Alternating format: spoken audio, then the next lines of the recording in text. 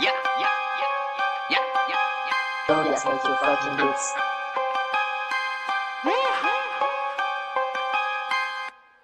I'm about my game. Live by the rules, we don't play the same. That's on my grave, that's on my name. I'm saying, I'm about my paper, about my game. I'm about my game. What is up, everyone? Brandyn Pokrass here. Thomas Christopher is not hosting tonight. It is me. I was called out of relief from the League Winners bullpen to host the great show that we call College Football Now. We have a great show ahead of you guys tonight. The regular season is in the books. It's conference championship weekend. It's National Signing Day, the early period at least, starts tomorrow. There's been a bunch of head coaching news. There's been a bunch of transfer portal news. And all of that is going to keep coming as the weeks progress. College football is one of those sports where the regular season may end, the postseason may end, but it's a sport that never sleeps. And the news is going to keep flowing. And it's just very exciting. It's very exciting to be involved in the sport. It's very exciting to cover the sport. And it's very exciting to get to talk to a lot of different people that hold a lot of different perspectives. Because as you'll see later tonight when we go through the college football playoff rankings, when we talk about some teams that are in positions they haven't been in a while, or some teams that are in positions that have changed a lot in the past few weeks, it is a sport that change is persistent, change is the constant, but excitement and optimism is also a constant. So we got a great show for you guys tonight. I'm really excited to dive into it. And without further ado, because I want to get this thing on the road, I'm going to bring in my first guest of the night to talk some FIU Panthers football, Kevin Barral. Kevin, how are we doing tonight? What's up? Excited to be on, and thank you for having me. Of course, man. Kevin, you had me on to your show earlier this year. Happy to return the favor. Going to start off real quick. FIU wrapped up its 2025 regular season with a convincing win over Sam Houston. It was their 7th win on the season. Kind of just give the run through of what your overall view of this season has been and where FIU has come from the start of this season until now. Yeah, a lot of ups and downs, but it feels like little by little you started to see this team kind of mesh together, look a little bit better overall, and at the end of the day, it worked out, right? I mean, you see this defense really take shape, find the consistency. You see this offense, especially the passing game, really begin to develop into what we've seen, and especially Alex Perry, who's had an awesome season, been one of the top receivers in Conference USA, really just develop and start to get more in a rhythm little by little, close to an 1,000-yard receiver. Maybe with a big performance in the bowl game could do it, but most likely ends up with a big game. Had a huge game against St. Houston, 2 receiving touchdowns, had 140 receiving yards. He looked great. KJ Owens has been the mainstay for this FIU team from the start, despite maybe a couple rough performances in between. But against Sam Houston, over 100 yards rushing, over 100 yards rushing against Jacksonville State. I think did the same against close to 100 yards against Liberty. So he's been a mainstay for this FIU team. Even when you have a quarterback change, you've had this team rally around Joe Pazansky, who started 3 of the final 4 games of the season for this FIU team, going 3-0 as a starter, beating Middle Tennessee, Liberty, and Jacksonville State. Kewan Jenkins, who was the Conference USA preseason Offensive Player of the Year, unfortunately, just struggled, never got into a full rhythm, but really looked good this final game against Sam Houston. And I think a lot of it comes down to coaching, just the way that Willie Simmons has really coached these guys and the way the things he's preached. We all know the 7 Fs. We've heard them a lot throughout the season, but rightfully so. And it seems like they've really preached those, especially with fundamentals, family, and fun. And I think those are the 3 that are really being preached the most. And you got to be excited. I mean, 7-5 record, at least in the regular season. You secure another winning season for Willie, first for FIU since 2018. So, now you go into a bowl game. We'll see where it is. Hopefully find out on Sunday. And they found themselves in a really good spot. And I know you mentioned signing day, 21 commits right now. We'll see if any flip over to FIU. I know there's definitely some names to look out for. So a lot of excitement in the 305 for this FIU team. I think a big thing that we should touch on even more that you brought up is the coaching, because FIU, for all of the success that they had early on, there were some big wins in there. There were also some letdown losses. There were some games where they did play below their standard, and then they kind of just put it all together after that Missouri State game. It felt like, and some of the guys had talked about it, we were both there, really how they came together, they righted the ship, and they finish out the month of November with 4 straight wins. Kind of just speak to, like you said, what the coaching has been for this team and how important it's been. Yeah, exactly. I think one of the most important things has been the coaching, especially Willie. I think, and no knock on the previous regime whatsoever, because there's some people still from that regime on this coaching staff. But you look at that previous regime, and many times you would have just said, man, like, you're probably just not going to go over the hump. FIU had a really good team last year, a lot of talent on that team last year, and they only won 4 games, and they should have won more than that. A lot of one-score losses. This coaching staff, it's looked different. It's been different. The field's been different. The practices have been different. I think just the intensity that this coaching staff provides, how much they value the family aspect of it too, just making sure that they're they have the best chemistry in Conference USA, but also in the country. And that's something that Willie has preached from day one up until today, which is December 2nd. So, and he'll probably preach it in the signing day press conference, and who knows, the bowl game press conference. And as long as he's the head coach of FIU football, he'll continue to preach that. And I think that's a really big reason why this FIU team went on that big 4-game win streak, just the chemistry.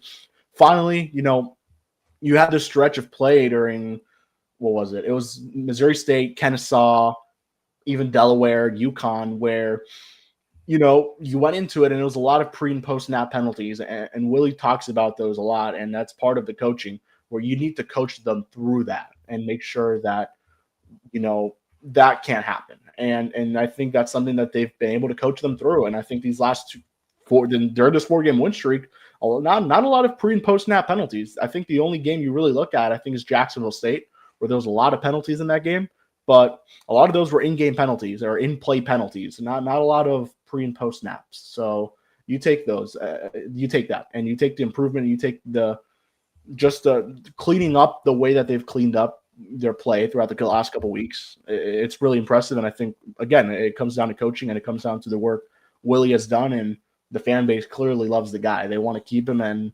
unfortunately, a lot of college football likes Willie Simmons too. And the team up there in Tampa really likes him. So we'll see what happens there. But so far, so good. They're in the Willie Simmons era.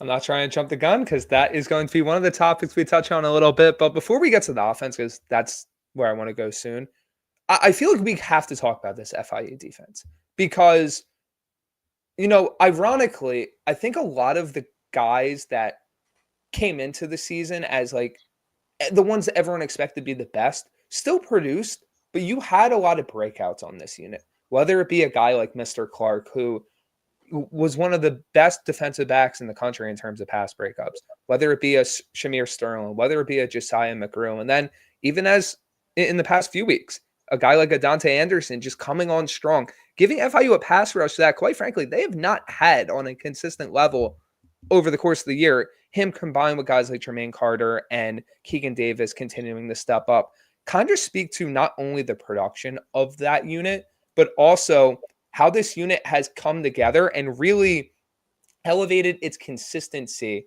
specifically in finishing games over this winning stretch. I really think a big reason for FIU's success during this 4-game win streak has been the play of that defensive line. Zion Chapman, Jermaine Carter. You look at the edge rushers, Keegan Davis, Kenton Simmons, Dante Anderson. Like, Dante Anderson has really come on for this FIU team recently. He was one of the 2 FSU transfers. It was him and then Lamont Green. And Anderson has certainly been the one that's really showed up and showed out for this FIU team. Could have even made the case to win Defensive Player of the Week in the conference. And he's a piece for next season. You're going to lose. I believe you lose Keegan. You have Kenton for one more season. I mean, that duo of Kenton and Dante Anderson could be really, really good for this FIU team moving forward, assuming they stay and don't enter the portal. Then you look at the linebackers. Johnny Chaney Jr. has been one of the most underrated players in this conference. I will continue to say that. Finished the season with 100 tackles. He'll surpass 100 tackles 100% because he has the bowl game. Josiah Taylor is a guy who's really come on for this FIU team throughout the years. Played as a true freshman quite a bit last season, but on special teams. Then goes into spring, sticks around for this coaching staff because you keep your DC and DeWitt, Jovan DeWitt, and he was also the linebackers coach. Bring in Ryan Smith, who was the DC at Florida A&M, was at Murray State as the DC. And Josiah Taylor's looked awesome. Percy Courtney dealt with a lot of injuries, but overall he's had a good year. Then you have on the safeties, I mean, Shamir Sterling and Josiah McGrew, 2 freshman safeties. Like that's as impressive as it gets. 2 guys who will probably make an all-conference team or all-freshman team, whatever you want to call it. They're going to be on there somewhere, I'm sure, once those get released on, I believe, Thursday. So a lot of excitement there with that. And yeah, this defense is young, but I think the defense has really looked good. And even in a year with Brian Blades, you look at the numbers and you feel a little bit disappointed. It's really because he hasn't been targeted a lot, to be honest with you. And then you look at the other side, you've had a little bit of issues there. It's been kind of a rotation. Ashton Levels, Victor Evans. But recently, Javion Celestine, the Arizona transfer, he's looked great. He's been one of the better coverage corners in the conference overall throughout the season. And was limited playing time originally, but he started the last couple games, and he's looked really good. And he's been a fun guy to watch, and he's got some eligibility left. So he probably ends up himself as a starter next season for this FIU team again. Mr. Clark is a 50-50 guy. We'll see if he hits the portal or not. He's a really good year. Nationally has really been good, one of the better corners in the country, I would say, just with his play. But yeah, overall, it's been a fun ride with this FIU defense. I mean, you look at the game against Penn State, that's the one I really look at, right? I mean, only allowing 10 points in the first half. You made that a game, and nobody knew Penn State would go as downhill as they did at that time. You would have thought this was one of the best teams in the country. I mean, they were the number 2 team in the country, and to do what they did against Western Kentucky, only limiting them to, I think, 6 points. And I think I don't think they scored a touchdown. I think it was a field goal, 2 field goals, and that was it. So that game, I look at the most recent one against Jacksonville State. Just that performance was really good overall. You limited someone like Cam Cook to really work for the 130-something yards he had, and he fumbled twice, or he fumbled once, and the other running back fumbled too. So overall, this FIU team's had a lot of good takeaways too, with the fumbles, 2 against Sam Houston. I think it was 3 against Middle Tennessee. Had 2 against Jacksonville State. FIU's forced a lot of fumbles, and that's a big reason why they've had so much success on the offensive side too, with good field position. And obviously, I mean, KJ and Carey have been huge for that too. Yeah, and the secondary specifically was something that we talked a lot about, and a lot of people that covered FIU talked about dating back to the spring. Like, this was a unit that had guys. It wasn't the guys that, were there last year and transferred up. It was a lot of guys that were unheralded, young players, but the talent was showing through. And every single week, no matter what the ups and downs were, you saw that talent. And that consistency, it feels like it finally clicked over that winning streak, right? Where, yes, they were having big plays in the beginning of the year, but it felt like there were the miscommunications involved. It felt like there were all right, we're not too familiar with each other right now, and it leads to a coverage bust. Or, one guy takes a guy thinking that it's a certain coverage and it ends up being something different. And it feels like that, combined with coming together as a team, as we talked about, as these players and coaches have talked about, has really led to that unit meshing together. And that ties into talking about the offense, because similarly to this defense, it feels like this offense over the past 4 games has really come together. It feels like the downfield passing attack, when Joe Pisanski entered, really got unlocked. It feels like Alex Perry as a wideout, his full game has been unleashed. Kyle McNeil has started to really showcase the upper end skill that he has. A guy like JoJo Stone has been used in every single way you could possibly use a player, whether it be as a runner, a thrower, a pass catcher, or even a trick play gadget player on plays like fake punts.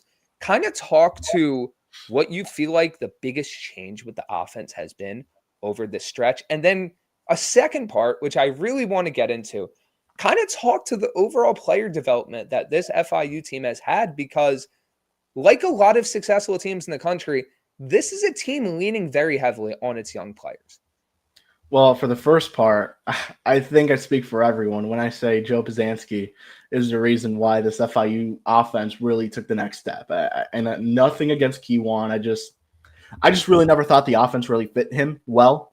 Just from the first, he had a long time to keep the job, man. He really did. He had a lot of games, a lot of opportunities. And I know part of it was injury. He had the rib injury, the groin injury, re-aggravated the rib injury. He looked really good the other day. So, albeit against a 2-9 at the time, a 2-9 Sam Houston team. But look, I mean, Joe Pizanski is a passer. Willie noted it. He'll give you more in the passing game after the Missouri State loss. That's what he said. And clearly that's the case. I mean, Joe Pizanski went out there and accounted for 5 total touchdowns in that first game against Middle Tennessee. Went out there against Liberty, threw 2 dots, one in overtime. And the Jacksonville State game, it was probably his worst of the 3 games, but still looked good. And he got him the bowl eligibility, which was huge. So I think that's a big reason. But I think another big reason is once Joe got in there, Alex Perry really just took off, man. Like, yards after the catch is something that they really pride themselves on as a group. And, I mean, Alex mentioned that a lot during the press conference when we spoke to him after they clinched the bowl eligibility. And he had a big touchdown against Jacksonville State, yards after the catch. You look at the Sam Houston game, the second touchdown that he had where Kewan had to like run around and scramble away from these Sam Houston defensive linemen. Like, Perry was there and he got like a 32-yard touchdown. And it wasn't a 32-yard pass. It was a 32-yard touchdown where Perry had to run all the way and avoid defenders. And that's part of the yards after catch. And he really found success there. I think he really became a good focal point. I also think just the usage of JoJo Stone was also been huge. Like you mentioned it, he was the guy in the Western Kentucky game who they used in the trick play for the passing touchdown. Didn't work, but it was very close. Used him on the fake punt on it was, I think, the Missouri State game. And then he was really good against Middle Tennessee, and he was good against these other teams. Like he played a big role against MTSU. So I look at it. I think obviously we'll talk about the class, but it's bringing in some big time receivers that they really need, and they're going to need receivers from the portal regardless. But I think those guys have been crucial, and I'm even forgetting Dallas Payne's another guy. Like really recently, he has a touchdown in I think 3 straight games now, so he's looked really good recently. Had one against Sam Houston. It was a career day for him against Sam Houston, and this is all with a hand that isn't 100%. Like he fractured his hand after the Western Kentucky game. Missed the Kennesaw game and has played the rest of the way through. So I think that's part. And then you talk about the developing. I think I speak for everyone when I say when you're a group of 5 team and you're going to lose players, having a pipeline of players and developing those guys is huge. Like every program, it's not just FIU. It's the Tulanes of the world, the JMUs of the world, all the USFs of the world. Like all those teams need to have a good, strong development system. And I think this coaching staff here at FIU values that a lot. And that's the reason why FIU is the number 2 recruiting class in the portal in Conference USA. They're probably going to add more, and 247 will probably have to update that. And I would assume by that point you would hope they are number 1. But I mean, we saw some of that development, in play on Saturday against Sam Houston. Sterling Joseph was Conference USA's freshman of the week. He had 112 yards, 2 touchdowns on 4 carries. You saw freshman Christian Langford, who, assuming what we think is going to happen, he'll probably start next season at quarterback for FIU, unless they bring in a veteran who will definitely be the starter. But Christian Langford's most likely your starting quarterback next season. They're really high on him. You saw Mari Isaac. You saw Kenny Williams. Like those are guys that they don't call it the practice, the scout team. They call it the developmental team, is what Willie calls it. And that really not surprised me. It really stood out to me because I've never seen someone call it like that. But they're developing. They're preparing for 11 weeks for that moment. Regardless of who you may be imitating in practice, the opposing player, you're still developing and preparing yourself for the game. And the fact that those guys have suited up for almost every game, although they haven't played every game, they've suited up and they've gone on their road trips.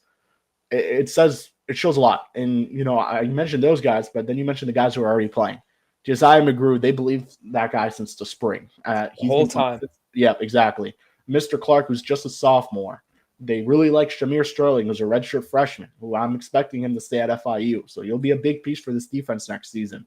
Josiah Taylor. I mean, you look back at the 2023 class that FIU brought in, a lot of those guys are starting right now at FIU. So, and even 2024, and you look now at 2025, it's just getting better and better and better. So I think I speak for everyone when developing at the group of 5 level is huge and having a pipeline, because once those guys are really good, unfortunately, they're going to hit the portal.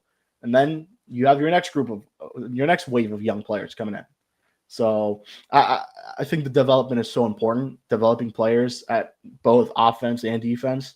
And I think FIU's done a really good job of that this season, just with the young players that have played. If it's on the offensive line, at receiver, running back, as we saw last week, safety, linebacker, seeing Dante Anderson, who's a guy who didn't get a lot of play at FSU, come over here to FIU, and now he's playing a lot more. And he's having a really nice season, despite some not a lot of tackles or whatever it may be. Like, he's having a good year, in my opinion. So I think developing is huge, and FIU has certainly shown that they are, and showing recruits that they are going to develop you and they're going to play you. And you can play as early as your first year on campus. So I think it's huge.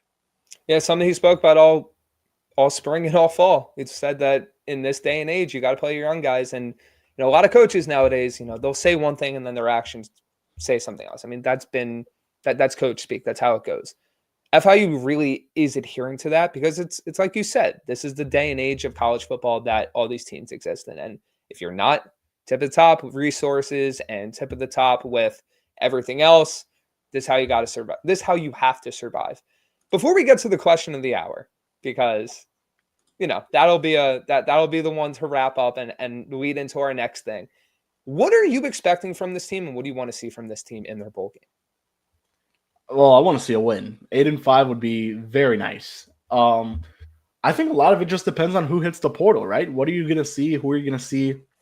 And it also is like, what team are you going to play? Because there's a lot of group of 5 teams that aren't going to have their coach, as we know. USF, Tulane, I think Coastal Carolina doesn't have their coach. Like, there's a lot of teams that FIU could potentially play in this bowl game that either don't have a player on the other team or a coach. So, really, I'm just hoping to see the consistency. Like, I know they're taking a break this week, and then they're going to get at it next week. I'm hoping they win this bowl game, first of all. But second of all, like let's see one more big Alex Perry game, right? Let's get a good feeling going into next season. Regardless of result, you're going to feel good. But you want to see yourself go to this neutral site and come out and put up a big game and show that, it's not just USA teams that you can beat. You can beat any team in the country, regardless of the conference. So I think that's a big thing to see. I'm excited for it. I know you'll be there. I'll be there. Everyone's going to be for this one, wherever it may be. It seems like Boca Raton seems the popular favorite so far. So I think I speak for all FIU fans when winning that game at that place would be pretty fun. And then my last one for you, because it feels that with the news of Alex Golesh leaving USF, Willie Simmons has become a semi-popular to very popular, depending on where you're looking, candidate for this USF job. With National Signing Day around the corner and all the craziness that goes on with the current interest in college football schedule that is in place, kind of give your thoughts on those conversations or ideas floating out on the internet and, really where his standing with FIU and everything is right now. That's an awesome question. I don't think if you would have said that a year ago, I would have believed you. I would have said, FIU probably 6-6, 5-7, but with the schedule, who knows? And you probably would have been saying, give it another year or two. If Willie really trims it around, then you're talking. We've spoken about this before. If Alex Golesh was making, I think, $2.5 million at USF, if you throw that at Willie, plus you say, hey, we've got a lot more money for recruiting, NIL, resources. We're going to have a new football stadium, which we're going to have in a couple of years. How don't you go over there, right? But at the same time, I would be stunned if he leaves. After 1 year at FIU, where he could build on another big on this year and really put himself at the face of, group of 5 teams in the state of Florida and really take advantage of, as much as I hate to say it, take advantage of USF losing their coach. You really don't know what that team's going to look like next year. You don't know what's going to happen with Byron Brown. Like, you look at that, and you have a really good opportunity here at FIU to really skyrocket this program to a level that it really hasn't been at in a very long time, since I would even say the Cristobal days. So I see both sides to it. I see a world where Willie should go to USF. It would be a great opportunity. Still recruits in the state of Florida. Probably most of those recruits would head over to Willie Simmons. But at the same time, I think he's loyal. I think he's a loyal guy. He talks about loyalty. He talks about, making sure. I feel like if this was something that's going to happen, I think we would have had a pretty good indication by now that he was going to go, because now you go through National Signing Day, the portal opens up soon, the bowl game. I don't think he's leaving. I don't think he leaves FIU, not this year at least. Now, he wins 10 games, goes to the Conference USA Championship. He's going to be one of the hottest names out there. 100%. And especially that FSU job opens. Who knows what happens at Clemson in a year? Those are jobs that are definitely enticing to Willie. Willie, a former Clemson quarterback, and then FSU. He's a Tally native. He was up there at FAMU for so long. That would be a perfect job for him. But again, I don't see it happening. I think I don't know. I saw John Gruden's name been thrown out there for the USF job. FIU against John Gruden next year would be pretty fun. So we'll see. But regardless, USF is on the uprise, and whoever takes that job is in a really good position. Yeah, I think when it comes to it, it really comes down to if he wants to jump at that first opportunity. Because like you said, if he has another really good season for FIU, the P4 jobs are going to come calling. It's simple as that, especially considering where Florida State is as a program right now, how that fan base is feeling about that head coach. Don't think it would take a lot of convincing to really sell the fan base on that, just as I think Clemson would be someone in another situation like that. And also, trying to predict head coach openings a year away, very hard, because how many of us would have said that Penn State would have been open this year or LSU? So with that being said, Kevin, before we get you out of here, where can everyone find your work? Yeah, just follow me on Twitter at Kevin _Barral, Barral, as you can see it on the screen. You can also follow the Paws Up Podcast. I have we're the official fan podcast of FIU Athletics, do with my guy Jake Gibson. Going to go live on Thursday, actually, to talk about signing day, the football season as a whole, recapping Sam Houston, and even talking overall athletics. We talk women's basketball, men's basketball, baseball, all of it over there. So that's where you can find me. In my Twitter, you'll find my Substack. So please make sure to follow that. And yeah, I appreciate you having me and talking some ball here. And, yeah, I appreciate you coming on, and thank you for your time. We'll catch up soon. For sure. All right, that is Kevin Barral of the Paws Up Podcast. Really great FIU coverage. If you're interested in more, make sure to check him out. Now, natural transition. It's time to talk some USF Bulls. And for that, who better than Mackenzie Neglia? Mackenzie, how you doing tonight? I'm good. How are you? I'm doing great. When it comes to USF, we could start in a lot of different places. We could start in a lot of different areas. But I feel like we have to start with the head coach, because as of Sunday, Alex Golesh is the new head coach of the Auburn Tigers, leaving USF after 3 pretty successful years, helping to turn that program around and put them in a position where they are one of the top group of 5 jobs in the country. What are your thoughts on Golesh leaving and everything that kind of surrounded that process playing out? Well, I will say, I think that last game this past weekend, it was emotional. It wasn't even just like because it was senior night and all of that. You could kind of tell that it was going to be his last game, whether he knew where he was going at that point or not. And I think, whether there's mixed feelings about him leaving or him staying at USF, but when you look at it kind of big picture wise, he took this team that won 4 games in 3 seasons before he was there. They were 1-11 the year before he came in, and he made them great. And I think also maybe a little bit of a hot take, but I think he was set to go to Arkansas, and something got screwed up there. He wasn't happy about it. And after that game on Saturday, Auburn offered him, and it was kind of a done deal, and kind of just went from there. Yeah, it was very interesting how everything played out, especially early in the week, happening before Thanksgiving. Kind of feels like things were looking like they were going in one direction, and then they didn't. Kind of just give your thoughts on how you feel like this entire process played out. I think that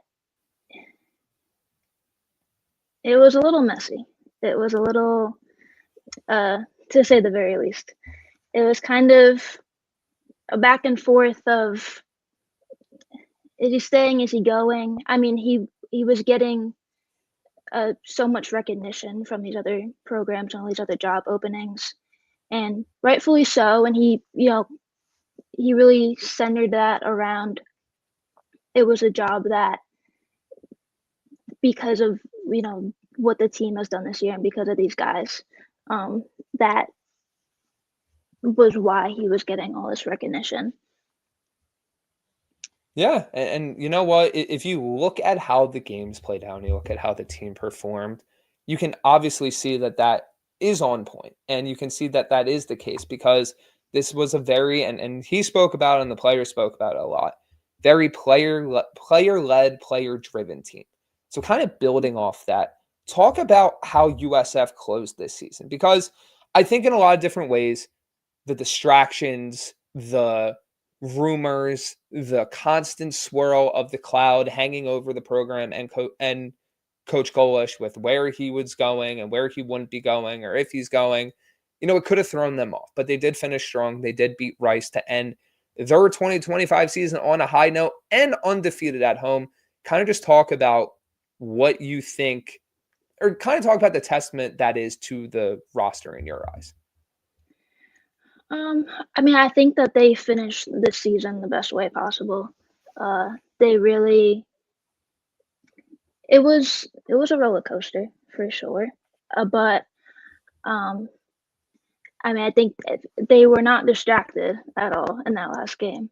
I think they really wanted to go out with a bang for Coach Golesh and for those seniors, definitely.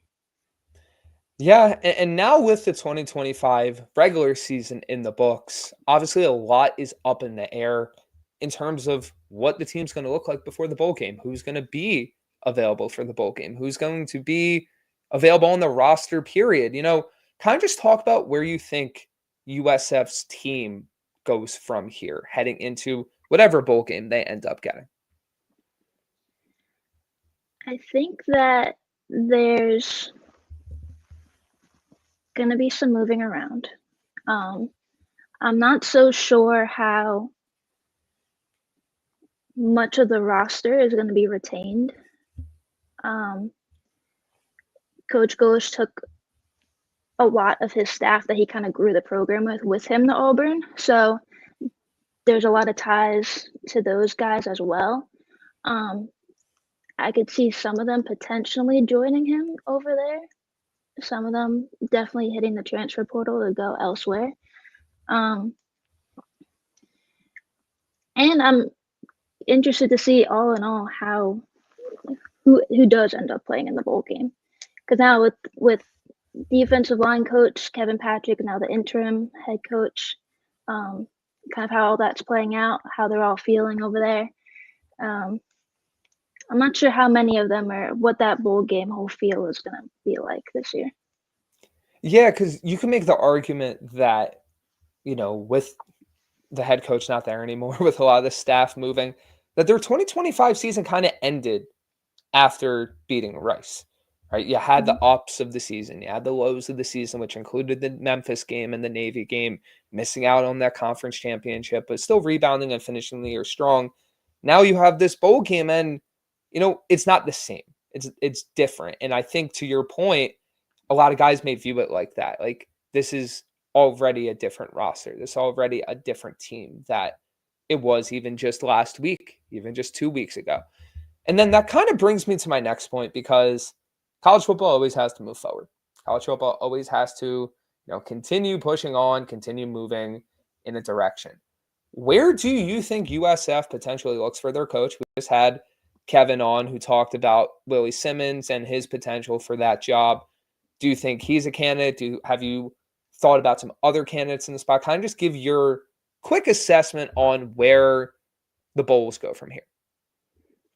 Yeah, I think there's a few things that they have to consider. It's a big hire, of course. There's lots of spots open. I think that the investment into the athletics with the stadium opening and their investment in NIL and all those things makes it an attractive offer also. And there's a bunch of names that are thrown out there, but to name a few, you and Kevin talked about Willie Simmons. He's a big one. He has ties to Florida. He wins where he goes. He's done tremendous with FIU this season. Also, I've seen some people hoping that in addition to him coming and being USF's head coach, that he flips Byram's younger brother, Davis, who's a tight end commit to FIU, to come bring him with him to Tampa in hopes of Byram staying. So that's an idea. Also, in Conference USA, Kennesaw State head coach Jerry Mack. He went 9-3 in his first year there, and they're headed to the CUSA championship game. And then probably my top pick is Kane Womack, who's a defensive coordinator at Alabama. Bama's headed to the SEC title game, and he's been getting some more attention of Power 4 jobs. But I think he could also really help with roster management and recruiting here. Yeah, it feels like one of those things where it's been quiet, but oddly quiet. And that's something, that's not sourced. That's not anything where I'm like, oh, it's more one of those things where it feels like the wheels are going to start turning soon because National Signing Day is tomorrow. You would assume that USF wants their next guy in before the transfer portal opens, maybe even before signing day. I highly doubt it happens with it already being 8:36 Eastern time. But like you said, this is a very important hire. And this should be a very attractive job. All reports indicate that USF is going to spend up to the limit in rev sharing. They have the new stadium coming in. They have the new facilities coming in. There's a lot that, whether it's a first-time head coach, a head coach moving from one spot to another, or really any other candidate in between, would really enjoy with this job. You also have the Florida recruiting. You do have access to Georgia. You do have access to some of these other states where if you spend the money the right way, attack the portal the right way, recruit the right way, you can compete right away in this conference. It's not like it's a non-competitive conference, but with the right amount of resources and everything that USF does have, it feels like this should be a job that really attracts people and really attracts candidates and allows the Bulls and the school and everybody involved with the program to make the best hire possible. My last question for you before we get you out of here, what do you want to see USF accomplish in this bowl game, right? Because we kind of talked about this, it is the next step forward, but it feels different. We don't know what players are going to be there. Don't know what coaches are going to be on the sideline. We don't know who is going to be involved in this next game that was involved from the very successful season that they had. What do you mainly want to see? Maybe give like 3 to 5 things where you're like, hey, they do this, the season ends on a successful note. Well, I hope that they maintain their momentum in a way. This is a big hiccup in their whole plan and their whole program. But I hope that they kind of go out wherever they end up going for this bowl game and kind of showcase who people have known them to be, who fans who've rooted for them throughout this season. I hope that the defense comes out and they play as well as they have been, that the offense maintains that explosivity, and that they really just go out and they play for each other and they have a really good finish mark to this season. Yeah, and I think that's very important because no matter who the coach is, no matter who the players are, you do want that positive momentum. You don't want everything to kind of slide off the cliff and really go backwards from where you were this season. But with that being said, thank you for joining us, Mackenzie. Before we get out of here, where can everybody find your work? Yeah, all of my coverage is on my X or Twitter. It's just at Mackenzie Neglia, so my first and last name. All right. Thank you so much for joining us, and we'll catch you next time. Of course. Have a good one. You too.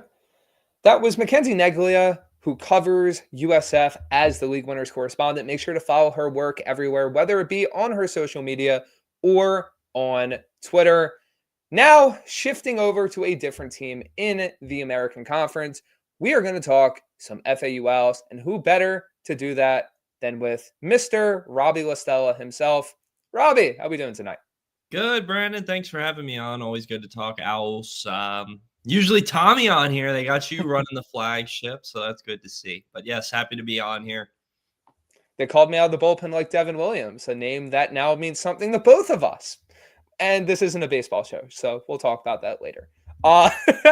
To start things off, FAU's 2025 season, a lot of optimism going in. There were a lot of really good signs with this team, but it didn't end on the greatest of notes. Kind of just talk about how that season ended and kind of your general overview now that we're past the regular season with how FAU did this season. Yeah, the end of the season stunk for sure. You look at the last game, and that was a team that definitely didn't really finish on a strong note. You don't want to. I mean, Therese Reed said it. They didn't. The defense, from a defensive perspective, they definitely didn't come out fired up in that one, and it led to an ugly performance. But I don't really read into that one too much. The game before, that was a good effort by them to fight back from down. But I think in both of those games, we saw glimpses of the inconsistencies on both sides of the ball that hurt them throughout the season. The defense is going to get a lot of looks of negativity for how they performed in those last two games, and rightfully so. They were bad. But I think, the offense definitely struggled in that ECU game for sure. Only 3 points on the board is not Zach Kittley. And that's not a Zach Kittley offensive performance at all. And even in the UConn game, early on in that game, early turnovers kept them from probably winning that game. Definitely not an ideal end to the season. But like you mentioned, there was definitely some good points as well. I think they handled business versus some of the teams in the bottom of the conference alongside them. Can't forget they're the bottom two, but they handled business against, Tulsa, UAB, Rice. And so the next step is going to be, finding a way to compete with some of the top teams in the conference. They kept it close at times against USF, Memphis, Navy, Tulane, but all those games got away from them. So next year they got to figure out a way to get those closer. Yeah, and I feel like you mentioned the word that really summarizes a lot of conversations we've had, and really I feel like the general overview of what really the lens this season should be looked through: consistency. Because there were so many moments where it felt like things were heading in the right direction. And then the team would be inconsistent, whether it be that fourth quarter against Memphis, whether it be that back half of the game against USF, whether it be that back half of the game against Navy before the comeback attempt with some of the backups in. Kind of just speak to how FAU kept suffering some of those same inconsistencies, and whether it be on offense or defense, what you want to see progression-wise heading into next year to kind of eliminate that. Well, on the offensive side of the ball, obviously the lack of run game really led to a lot of issues. And, that can be, the lack of run game can be a couple different things, right? I don't think the run blocking was great at times. I don't think they had enough depth in that room. I think only signing Ethan Irvin in the offseason as your only addition in the running back room is probably something the staff will look back on and be like, we probably should have grabbed another back, because by the end of the year, it was just KSD really. It was 100% and that they were confident in. Ethan Irvin was a freshman that probably really shouldn't have been playing yet. He's a talented back, but he's a freshman. And so I definitely think that lack of run game with the combination of, not the best blocking at times, injuries, shuffles on the offensive line. I think that stymied the whole offense. And it led to some turnovers with Caden. As we heard from Kittley, he's dealing with a shoulder injury too. So no run game. Offensive line that, at the G5 level, you're never going to have, the Dallas Cowboys of the mid-2010s. That's your offensive line. You're going to have, the best you can do. And then when you get injuries on top of that, it's not ideal. So no run game, inconsistent offensive line play, quarterback with a shoulder injury. I think all of those issues led to an offense which surprisingly, with all those things I just mentioned, probably should have been worse than they were. And if they didn't, turn it over as much or force more turnovers defensively, we would be having a different conversation. But that's neither here nor there. I think, on the offensive side of the ball in the offseason, they're definitely going to have to address the running back room. We already saw them do that, bringing in Leonard Farrow from Fairmont State. He's really, really good with no adjectives there, just calling him good. But he was one of the top. I forgot the award name, but the Heisman for the D2 level. He was nominated for it, and so that just shows you he's a talented back, and so that's something. Offensive line wise, G5 level, they're gonna have to do the best they can, find pieces where they can do. Braden Cunningham's a guy who I think they were working on development wise and could slot up next year to a starting role. Got to give the offensive line a little bit of a boost to protect Caden, give him a run game. I think if the offense has a run game and I think the offensive line just a little bit better. It's not like it has any drastic improvements, but give them a run game. I think that'll help the offense be much better than it was this season. It'll never be perfect. Hopefully it is perfect, but I think the run game will stabilize it. And then on the defensive side of the ball, we're going to see a lot of changes in personnel wise. A lot of graduates, a lot of, open is going to be open positions in the secondary again. Tyler Stolsky, Leon Hart. I know Stolsky graduated. I believe Leon Hart still has another year of eligibility. But still, they're going to have to bring in another linebacker there or promote Shark Wesley or Robert Lee there. Interior defensive line, I believe CJ Doggett is out of eligibility. So they're going to have some interior work to do. And then off the edge, Josh Roberts, hopefully they can retain him. We'll see. That's a piece to build around if they can. I think defensive inconsistencies is kind of tough to pinpoint. They did a lot throughout the season. Credit to them for, trying different things, doing different things. They got the pass rush going, which at times wasn't great, but they got it going. They had game plans to stop the run. You have to look at it game by game. Some games it wasn't good. Some games they had to run. I thought they did really good against Tulane, for example, early in that game, limiting their run game. Even against Navy at times, they were competitive. Against Rice, they put up a really good game plan against the run. So, next year on the defensive side of the ball, I want to see them, consistently generate more pressure because I think that'll help them generate more turnovers. I think that was the biggest issue defensively was the lack of turnovers. If they can generate more pressure defensively, I think that'll help the entire defense as a whole. We already saw them bring in another edge rusher in their junior college class as well. And I'm sure there's going to be more additions to come. So I think my two big things are give Caden Veltkamp a run game, or I'll give it three. Give Caden Veltkamp a run game, generate consistent pressure, and give yourself a secondary that you're confident in. I feel like this year we were seeing a lot of different shuffling going on. I feel like they weren't as confident as they needed to be in that secondary group from a coaching and players perspective. I think if they can have, the full offseason this time to recruit guys, get that room set before, we were adding Demarius McGee like 2 weeks before the season, and he was a pivotal player. So let's get the room stabilized, give him a solid secondary, get him some pass rush, and give Caden a run game. I think that'll help with the inconsistencies. 100%. I think that's very spot on. Zach Kittley's talked about in depth how the run game is so important to this scheme because if they're able to gain yardage on first and second downs, on early downs, and put themselves in those third and short positions, their entire playbook's open. And as we've seen in a lot of different games this year, Zach Kittley has the entire playbook to his advantage. He still calls everything, even when he's at a disadvantage. Look at the UConn game, going for it, fourth and whatever from his own basically end zone, right?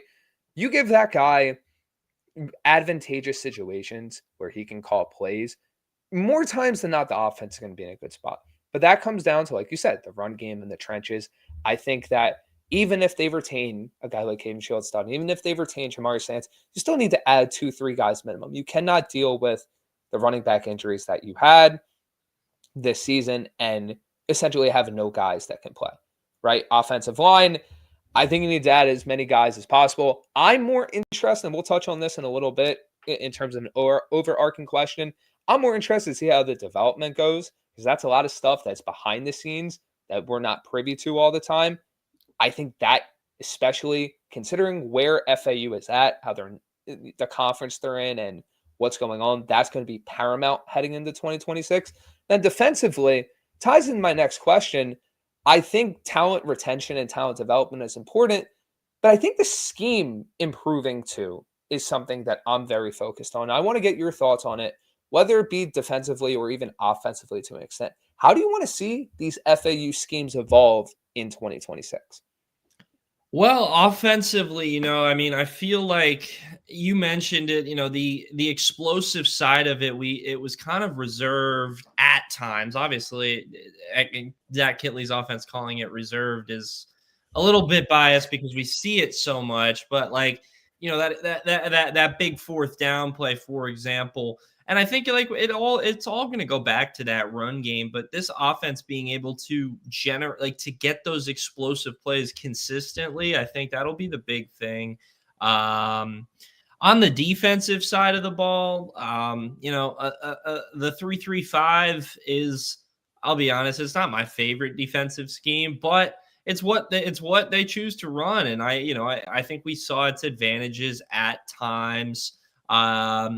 I think the biggest thing for me in year one to year two in that scheme is just seeing, you need to get the personnel to run that scheme, right? And FAU was going from Rock Bellantoni's defense to Brett Dewhurst's 3-3-5, which is different. I think I just want to see more comfortability from the guys that are in it. The guys that we can keep from year one to year two, especially on the defensive line, in the secondary as well. Just knowing where you need to be, knowing which gaps you need to hit, all that stuff in year two should be like a lot more quicker, a lot like simpler for the guys who have been there. That's why, when people are on Twitter angrily saying coaching change, fire, da, da, da, there's a lot that goes into that, right? And I understand you can get another defensive coordinator who can run a 3-3-5, and sure, it'll be similar, but you're not going to, if you hire a defensive coordinator to run exactly what Brett Dewhurst is doing, what's the point of firing him? So if you bring in a new DC, there's going to be changes that'll take adjustment times. I think that's the biggest advantage of keeping him, is at least it has to be. If you don't see this jump from the players in the unit, then there's an issue. And then at that point is when you can start making reasonable questions about whether this defensive coordinator is the right fit. When people like to call for, you have to have reason. I just don't like this guy sucks. Like, why does he suck? Tell me why he sucks. Like, if you have a reason for why this person sucks, I'll hear you out. But I just hate the blind, fire, he stinks. There's a lot that goes into it. And I think that's what sucked about the way the FAU season ends, is the defense doesn't get credit for the good that it did at times. In that USF game, in that Navy game, the defense had, in both of those games, they had 4 consecutive drives where they didn't allow either a touchdown in the USF game, and in the Navy game, they did not allow a point in 4 consecutive drives. And the offense in that time, in 8 drives, 0 points. So it wasn't always the defense's fault. So I just want to see the defense get more comfortable in year two. And on the offensive side, it's the same thing, comfortability. I just want to see it evolve, look like it's instead of a year one team, look like a year two team. Come out right out of the gates, be ready to go, be making plays. Don't. I feel like a lot of times I don't know. I'll have to go back and look at it, but early, I feel like first quarters were never FAU's friend this season. Yeah, and I'm happy you said that, because, look, I wasn't the biggest fan of FAU's defensive scheme this season. I'll be blunt and say that. But how much of that is the scheme versus the personnel, right? Because this is year one. You do need to see how it progresses. If every coach was judged off their first year, how many amazing coaches would have been fired right away, right? I'm not saying that year two, FAU is going to have the best defense in the country, but we do need to see how it progresses. We do need to see, like you said, how the comfortability looks, how the team looks going forward, because let's face it, in a conference where the top 4 or 4 of the top 5 teams have head coaching turnover, don't know what those rosters are going to look like. You need to give it time. You need to give it time to really develop and see what you actually have. And if things are the same next year, then you start making changes. Then you start making adjustments. Then you start really trying to get to the heart of the issue. But after year 1, look, at the end of the day, you said it. They set a foundation in terms of they did some good stuff. They had the inconsistencies, and now it's about building on that. And that ties in my next question for you, because National Signing Day is tomorrow. FAU's deployed a bit of an interesting recruiting strategy for being a team in Florida. A lot of guys at the JUCO level, a lot of guys that aren't your necessarily conventional recruits for the way FAU's recruited in the past, I'd say. What are you looking for, whether it is tomorrow or whether it is in the transfer portal, for in terms of talent acquisition? You asked a great question at the last game about NIL. Kind of just bring all that together and really talk about what you want to see in terms of how FAU's roster moves from 2025 to the 2026 season. Yeah, I mean, me and Kevin were just talking about this on our podcast. Is the FAU has to be creative. I mean, the NIL at FAU is pretty hush hush. Like, they're not publicizing it. Charlotte just put their figure out. They're raising $3.5 million right now for their NIL, which is really good. I think. I don't know. Maybe it's not good. I have no idea. I feel like half the numbers are made up and not real. But anyway, my point being is it's tough to really kind of pinpoint where they're at. But, knowing as a school where FAU's at, you got to imagine they're probably in the middle of the pack in the American Conference NIL wise. And so with that being the case, they have to get creative. They're not just going to fill an entire roster with top end D1 guys. So they have, and even then, but at the same time, you need to be able to fill the roster with guys who can play right away, who can make an impact. Because if you're going to give scholarships out, if you're going to fund the bill or whatever it's called, that you have to, the revenue share and all that good stuff, that you have to fill all these roster spots, you might as well fill it with players who can make an impact. And so I feel like that's why we've seen, FAU make a concerted effort in the junior college ranks, in the D2 ranks. We mentioned Leonard Farrow, the running back that just committed a couple days ago. He's a top end D2 back that can make an impact right away, where if FAU went out and tried to go get a D1 back with his level of production, first of all, that doesn't exist for FAU. That guy is going P4. He ran for 2,200 yards, 27 touchdowns in 2.5 seasons at the D2 level. So got to get that talent somewhere. And if you get it from the high school level, might take a year to develop. If you go get it from the power level, you're either going to pay $1 million or you're not having a chance to get him at all. Go get him for the D2 JUCO level. Kenyon Garner, the edge rusher that I was blanking on his name before, but he's put up like 25 sacks or something crazy. It was like 15 sacks, 25 and a half tackles for loss last season at Livingstone D2. So those two guys are really, really I'm high on out of the junior college ranks.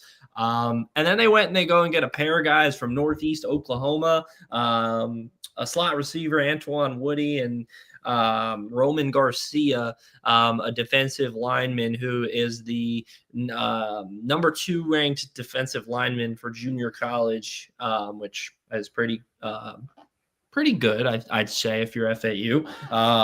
And so just like that, and then they got a tight end from a junior college as well to help replace Kirch, who's departing. That room they need to attack. So I like the junior college guys they've gotten so far. Obviously, we're going to need to get some offensive linemen in here. To me, though, I think offensive line is where I want to see them spend some money. They're going to need to get some anchors. Scarlett Jean's gone. Alex Akovich is gone. Those are your 2 leaders. Vinny Fiacable is going to be your new leader for 1 year, probably. He's got 1 more year left, unless he pulls a magic trick and gets more. But he'll be your leader, and that's it. You got to go pay some tackles. You gotta pay some money. Go get an FCS guy. Go get a Holy Cross tackle. I just feel like Holy Cross is just like offensive line. I don't know why, but just go get an FCS guy. Go get a low level. I mean, it's not like FAU can go cherry pick top CUSA line, and that'll be expensive too. Those guys are going power 4.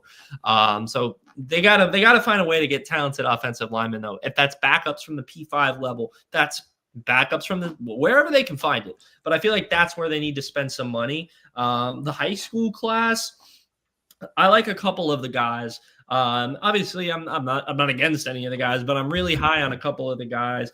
Quarterback Jeremiah Daoud, the lucky lefty, had a big year. This is what I was looking for.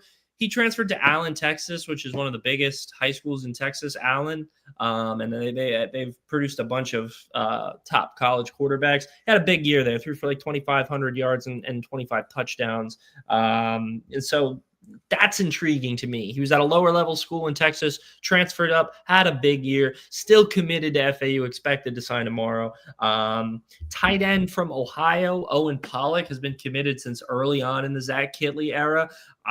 Tight end is something that I think will help unlock the offense as well alongside that run game. He's a guy I'm high on. And then outside of those two guys, both the wide receivers, Elijah West, Nick St. Joseph, both 6'2" speedsters. I think they could be a Brandon Hoke, both of them make an impact right away, especially if we see some transfer portal departures in that room. Want to see all those guys sign on the dotted line mañana. Hopefully they will, but I'm pretty high on that. High school wise, I'm pretty set with where we're at. I like it. You got a couple DBs, a couple wide receivers, a quarterback. They got 2 offensive linemen. Maybe I want to see him add another offensive lineman. Maybe I'm not against another wide receiver maybe. But overall, I'm pretty happy with where they're at. The big things for me this offseason, rebuild that offensive line. I think they do that through the transfer portal.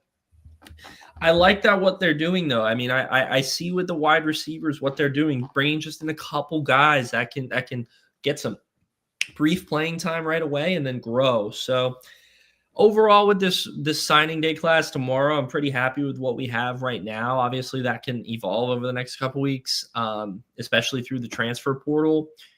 But big things, as I mentioned, offensive line, and then on the defensive side of the ball, go get some corners who can play right away. You're going to have to rebuild that room a little bit. Terez Reed graduates. I believe Demarius McGee may be out of or Chris Keys is out of eligibility as well. He played a big role. Dylan Williams played a big role. He's out of eligibility. So jobs to be had in that room. They're going to have to rebuild it. I love the analysis. I think especially when it comes to a program like FIU, and this can be said for a lot of different programs across the country, right? Everybody's starting at a different place with NIL. You mentioned Charlotte. Different schools are higher, different schools are lower. I think especially for a team like FAU and a school like FAU that's consistently trying to build the NIL, winning in the margins and in margins that are not seen by other schools is so important. And I think if, for example, like Farrell, if he hits, that's a win. That's a huge win for your offense. And, kind of mixing that with the high school and transfer portal, that's how FAU can get ahead. And I think that's how they can have a very good overall class, whether it is, like you said, the JUCO level, the D2 level, the FCS level, and even the high school level. But with that brings us to the end of it. Robbie, thank you for joining us. Where can everybody find your work? Yeah, you can give me a follow on X, Lastella Report. I write for everybody. New Era Prep, FAU Owl's Nest. I keep myself busy in the FAU world. So, but yeah, you can find it all on Lastella Report. He does it all, folks. Robbie, thank you so much for joining us. Catch you soon. Of course. Thanks for having me. Absolutely. That was Robbie Lastella of a lot of different outlets. Make sure to check out his work. He does a lot of great stuff everywhere. He even does a lot of shows. So make sure to keep it up with him. We have a lot more coming up for you guys tonight. But first, we're going to dive into one of my interviews I did with an FAU commit, Justin Weatherall, athlete commit. Check it out, and we will be back very shortly. What is up, everyone? Brandyn Pokrass of the League Winners here once again for another interview today. We have FAU athlete commit Justin Weatherall. Justin, how you doing today? Good. How about you? I'm doing fantastic. And to start this one off, you've been an FAU commit for a decent amount of time at this point. What made the school stand out to you, and what ultimately made you decide to commit there? Well, I love the campus and the environment of FAU. It had a lot to bring to me personally. I love Miami, Boca Raton. I love that area. And the last coaching staff I was close with as well. And with Coach Kittley coming in, I feel like, it's going to build great things. I went down there. I seen everything change from people to players, everybody just different mindset and motivation now, to really do some big things. So I love to join that, be a part of that. Love to hear that. And now shifting onto the field, and you're obviously an athlete. You play both sides of the ball. So we're going to focus on defense first. As a run defender, you show some great click and close ability, and you use your speed to your advantage. What goes into your mentality as a run defender, and how does that approach change as you face different offenses? My mentality when it comes to run stop is, 100% full force. Just give it your all, because my coach always tells us if 100 people is going at the defender and 3 of them miss, y'all still got more people flying full speed to the ball. So as long as everyone going full speed, he's going to get tackled. So I always just believe running full speed, come down hard hill, aggressive. And then it doesn't really change up for anybody. If I'm going to be honest, it doesn't really matter who it is. If you got the ball in your hands, we coming at you full speed, trying to knock your head off. Love that. Love that mentality. And then shifting to you as a coverage player, you display some great range, some stickiness, especially when you're in like press man and ball skills. How do you like to approach playing coverage overall as a defensive back? I like mixing up my coverage a lot. Playing receiver, I know how receivers move and how they work. So I can really play coverage easier than a lot of DBs because I already know what the receivers are doing. And so it allows me to mix it up. I like to go press man cover sometimes. If it's a faster guy, I'll go press man, get my hands on him because I like to be physical. But I can use my feet as well. And then I can play off too to mix it up, give a different look. Maybe it's 3rd and long, play off, maybe go short and bail. So it just really depends on the player and down the distance. And that ties into the next thing I want to ask you, because I was going to ask you, how do you approach facing different types of wideouts? Are there certain tells or signs that you look for, or do you take your own experiences as a wide receiver and apply them on the defensive side of the football?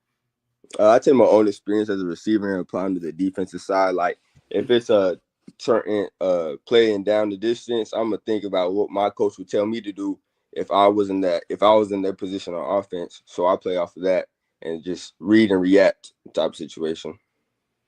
And then my next question for you, when you're in that defensive huddle, what is your favorite play call? That play call that you're like, you know what, let's go make a play. What is that one for you?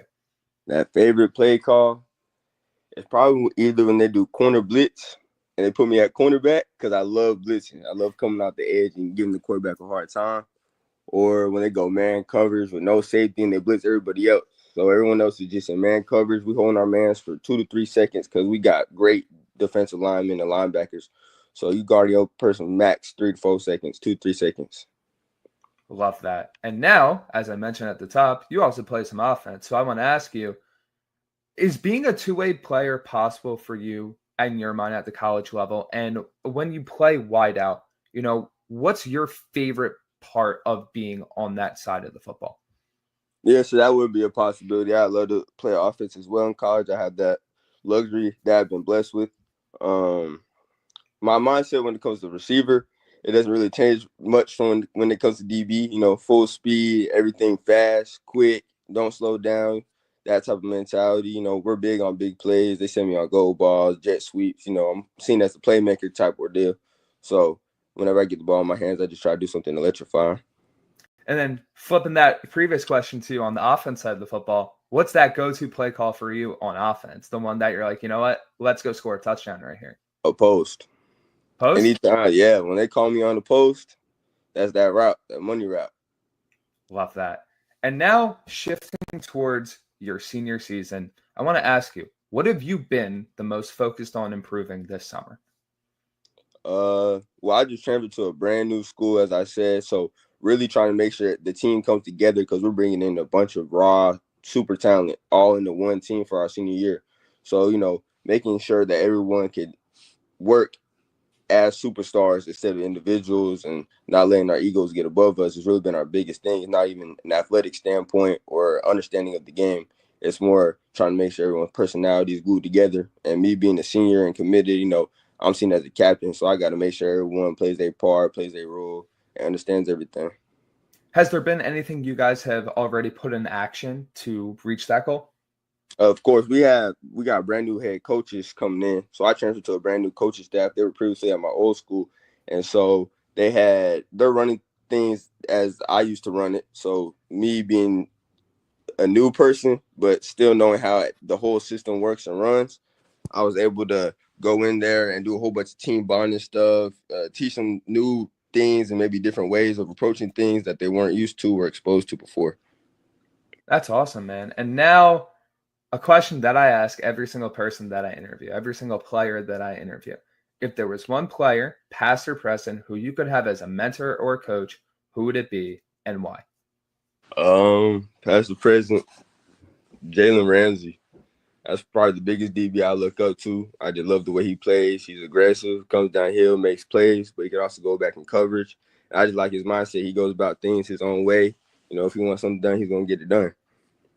Do you try to model your game after him as well? Is that something you try to implement, like some of the things he does into your own play style? Yeah, I definitely get a lot of my defensive bags from watching Jalen Ramsey growing up. I've always been a big Jalen Ramsey guy. So I definitely say a lot of my defensive play style, you could say, is similar to his.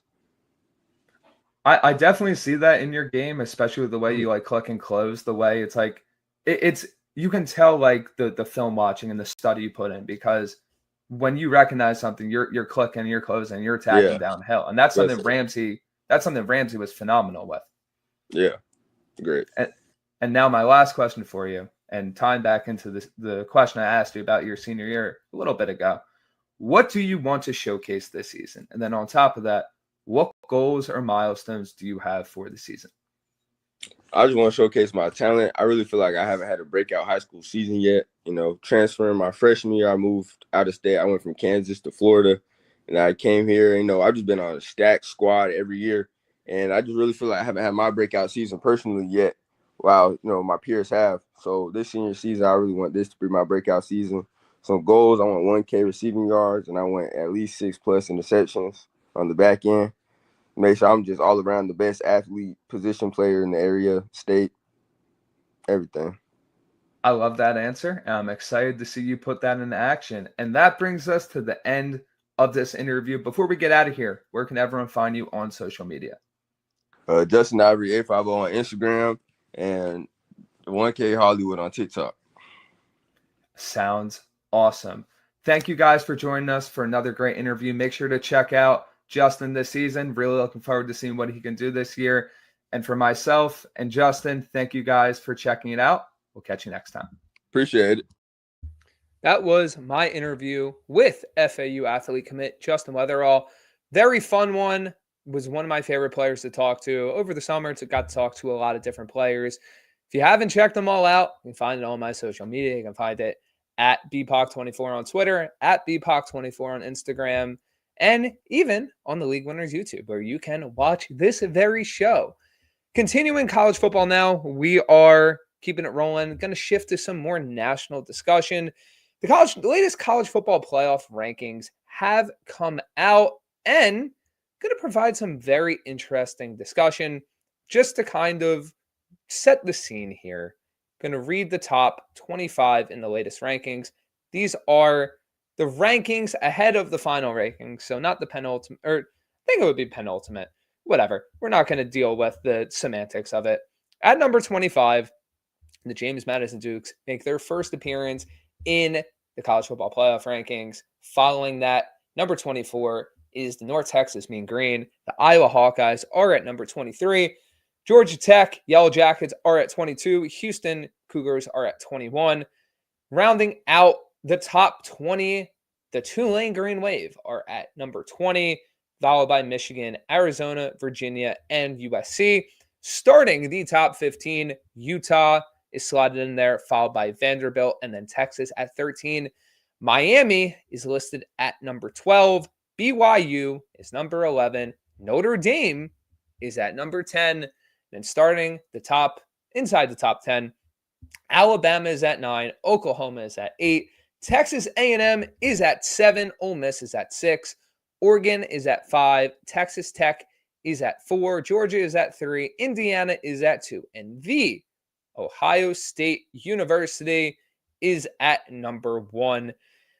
Looking at the top 5, I'm not really too surprised by anything. If I were to rattle off a top 5 in the country, it's probably those teams in some form of order. I think you can debate 3 to 5 in terms of Georgia, Texas Tech, and Oregon. Shifting to the back half of the rankings, I think you basically got your confirmation that there is going to be 2 group of 5 teams in the college football playoff if Duke beats Virginia in this weekend's ACC championship. The fact that JMU, North Texas, and Tulane are all in the discussion, number 1, probably tells me that the American Conference is a lock to have a playoff team this season. Number 2 tells me that if Duke is to defeat Virginia in Charlotte this weekend, JMU is probably going to take that spot as the 5th conference champion, as the current playoff format discusses. And then the usual discussion, the fun discussion. What is going on with Notre Dame and Miami? They're still 2 spots away from each other. Miami is still ranked behind Notre Dame. Alabama has now officially jumped Notre Dame, so it looks as if Notre Dame's playoff standing might be in a bit of jeopardy, especially considering that BYU is in the conference championship this weekend. I've always really deferred in past years to head-to-head matchups in these spots. I think that Miami should be ahead of Notre Dame. I don't understand why they're not taking head-to-head into consideration. Is that an arbitrary metric now? Is it not? I'm not entirely sure here, right? I'm not entirely sure why that is now becoming, we'll look at it when we feel like it. We'll look at the ratings in terms of playing each other and how that goes when we feel like it. I find it odd that this is the week where Alabama jumps Notre Dame. It really signifies that they're trying to protect Alabama's playoff chances, even if they lose in the conference championship to Georgia. And then I'm very fascinated to see how Miami fares here, because they really have no bearing on their situation. Neither does Notre Dame, to be completely honest here. There could be a lot of movement still. There could be a lot of movement between some of these teams. I'm sure Texas is going to try to make an argument that they deserve to be in. I think Vanderbilt has a better argument than Texas, but Texas is still above Vandy because I guess they're taking head-to-head into consideration for that one. It's very interesting how certain things are being looked at and certain things are being viewed with the college football playoff. And it doesn't feel as consistent as it should be. But to continue our conversation about the college football playoff and all things national college football, we have Dan Tatora. Dan, how are we doing tonight? Good, man. Thank you for your patience today. I had my college football playoff unveil ranking conversation live show, and then have been doing some editing and different things in the studio. So I appreciate your patience. I apologize for the delay. No worries. So you just brought up, you had a whole college football playoff unveiling. Give your thoughts on the latest set of rankings. Yeah, well, the committee definitely shows you who they like. And that's been very clear. Being on the call afterwards with the college football playoff committee and having them, and I, tried to ask a question and did not get in for that. And so, you kind of wait on the line and you hope you get to ask one. And if and when you don't, then you hope that maybe somebody else will ask something about it. There was a bunch of questions about Miami and Notre Dame, and it was a whole lot of nothing. I mean, the answers didn't have substance. They didn't have validity. They said that head-to-head is only one thing they look at. And they also said that because BYU is between them, that it's not as easy as looking at Miami versus Notre Dame head-to-head. But if they were next to each other and not one apart, then it would be easier to look at. But they're the ones that put BYU in the middle. And how is BYU above Miami? So, I mean, it's kind of like, I'd rather somebody just say, we're going to put in Notre Dame no matter what. We don't care what you think, and then move on with the story. I mean, I'm not against Notre Dame. I don't have any disrespect for Notre Dame or any team out there. I'm an impartial broadcaster. I just look at body of work, and the body of work of Notre Dame is they've played not really a tough schedule. Their best wins are USC and Pitt.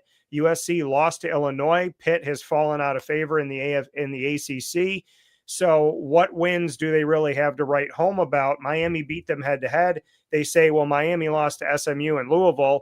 Okay, well, SMU was right inside of playing for an ACC title game for the second year in a row in 2 years in the conference, and they lost that game on the road when they came all the way back and missed a field goal. So you look at that game, it's not like they got blown out by Cal, and Cal's still a bowl team. And then you look at Louisville and how good Louisville was and how they were ranked during the season and did some good things. So, people say the losses to SMU are terrible, and my response to them is, well, is a loss to Northern Illinois bad? Because Notre Dame got in on that last year. It just feels so arbitrary, and I think that's the word, right? It feels like, for example, look at the current rankings. I would imagine the only reason Texas is ahead of Vanderbilt, or one of the reasons they would float, is because Texas beat Vanderbilt. So why aren't we applying that same logic to Notre Dame and Miami? Right? It's one of those things where if you're going to have if you're going to have metrics and you're going to have ways you look at things, at least keep it consistent. Right? Don't flip things for when they need to be flipped or when you want a certain team to be at a better advantage. Like, for example, why wait until this week to finally put Alabama over Notre Dame?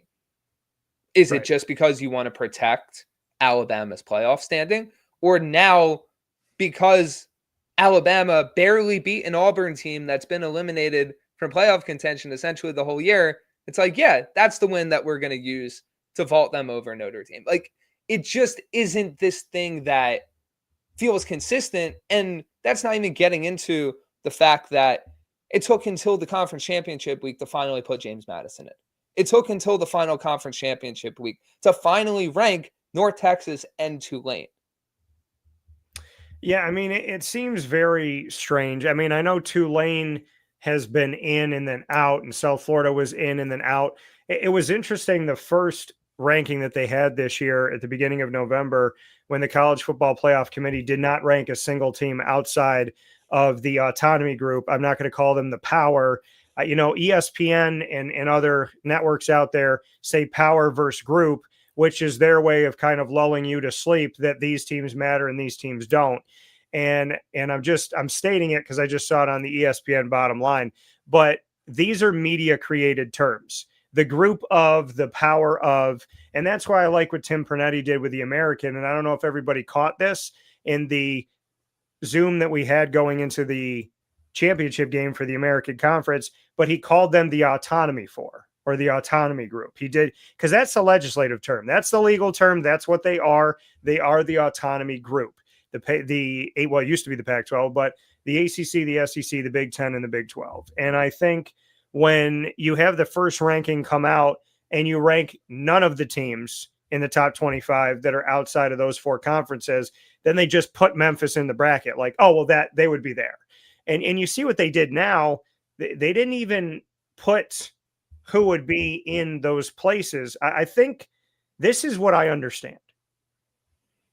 Tulane or North Texas, it doesn't matter who wins. They're going to be in one of the spots. James Madison has not played a ranked team. And so 11-1 is great. They lost to Louisville, but North Texas has been in a schedule where they played ranked teams. We've seen South Florida play ranked teams. We've seen Tulane play ranked teams. We've seen Navy play ranked teams. So the American is a tougher conference by and large than James Madison and really nobody else in the Sun Belt. This is the chaos scenario for some people. If the American, whoever wins the American doesn't matter, but if James Madison wins the Sun Belt and Duke wins the ACC, then the American champion goes in and the Sun Belt champion goes in, because they're not going to put a 5-loss Duke team in. So in that case, you would see the American champion be the 11 seed, and you would see James Madison be the 12 seed essentially. I still think Miami gets in. I mean, in my opinion, Miami is going to represent the ACC.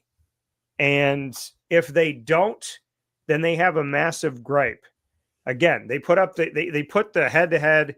Notre Dame is 1-2 against the top 25 in the college football playoff. Miami's 1-0. So what are they going to say? Notre Dame played more of them? Like what does that matter?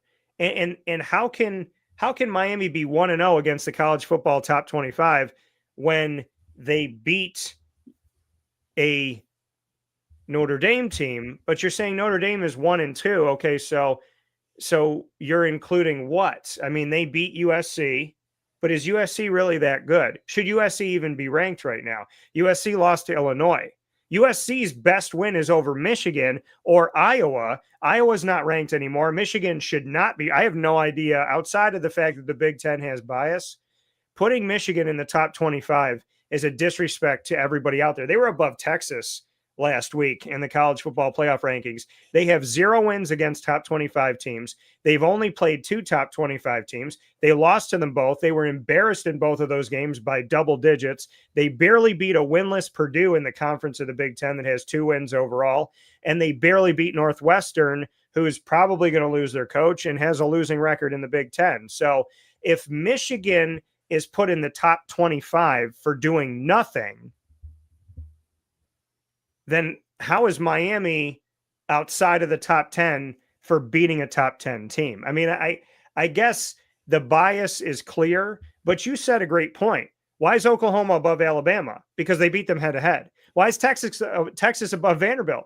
Because they beat them head to head. But Notre Dame's above Miami because BYU's between them? What the hell does BYU have to do with Notre Dame playing Miami? Did either one of them play BYU? And by the way, besides beating Utah, what's BYU done? So what are we really talking about in the grand scheme of things here when they won't put an 11-1 North Texas anywhere near the top 15, but they're going to put BYU up there? And then you don't want to give Miami credit for beating Notre Dame head to head. And when the committee is asked repeatedly about it, their responses are a bunch of weightless sentences that have nothing to do with anything outside of saying, well, we look at more than head to head. Really? When you have the same record and neither is playing for a conference championship, head to head should be the easy tiebreaker. And that should be the only conversation to have. They said Miami was not the conversation. It was Notre Dame, Alabama was the heated conversation in the room. Why is Alabama even up for discussion? Alabama has more top 25 wins than almost every single team in the top 10. So, or top 10 wins, I should say, but top 25. You look at what Alabama's done, what Oklahoma's done. You look at Texas's body of work. They said Texas is being punished for losing to Florida. But last year, Notre Dame wasn't punished for losing to Northern Illinois.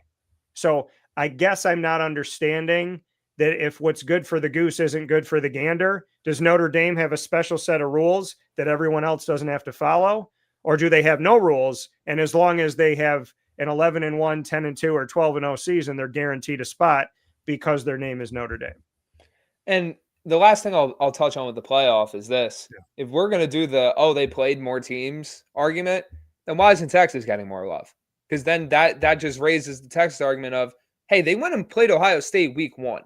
They played the number 1 team in the country week 1 and played arguably the closest game anyone's played Ohio State all year. And then like there's it opens up a can of so many different discussions that, like you said, it's just so much easier if we just get to the point of why we're putting Notre Dame here or why we're not putting Notre Dame here. And tying into one of the other points you made in that, there's been a lot of coaching movement, obviously, end of the regular season for a lot of teams. Coaching carousel picks up. Yeah.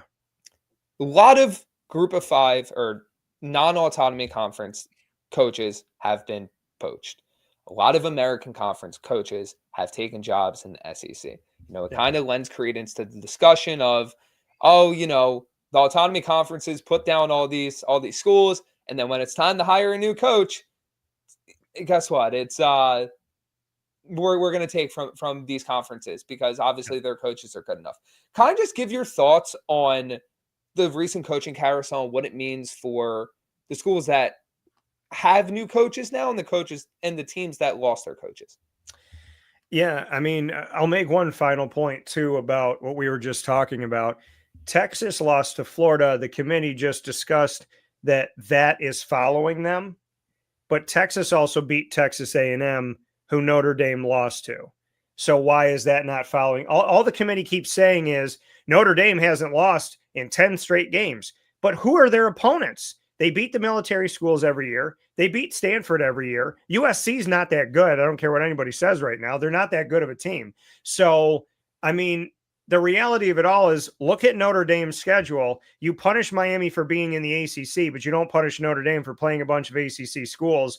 What are we really talking about? Yes, Texas has a blemish, but in the words of Steve Sarkisian, if we played a cupcake and we didn't play Ohio State, then no one's having a conversation about us. We're 10-2. You're going to punish us for playing a tough schedule. So, okay, then maybe we don't play a tough schedule anymore. Maybe we play Indy, and he didn't say this, I'm saying this. Maybe you play Indiana's BS schedule. Maybe, I mean, you look at Indiana going into their last 4 weeks of play, their combined record of Big Ten opponents in the last 4 weeks was 1-17.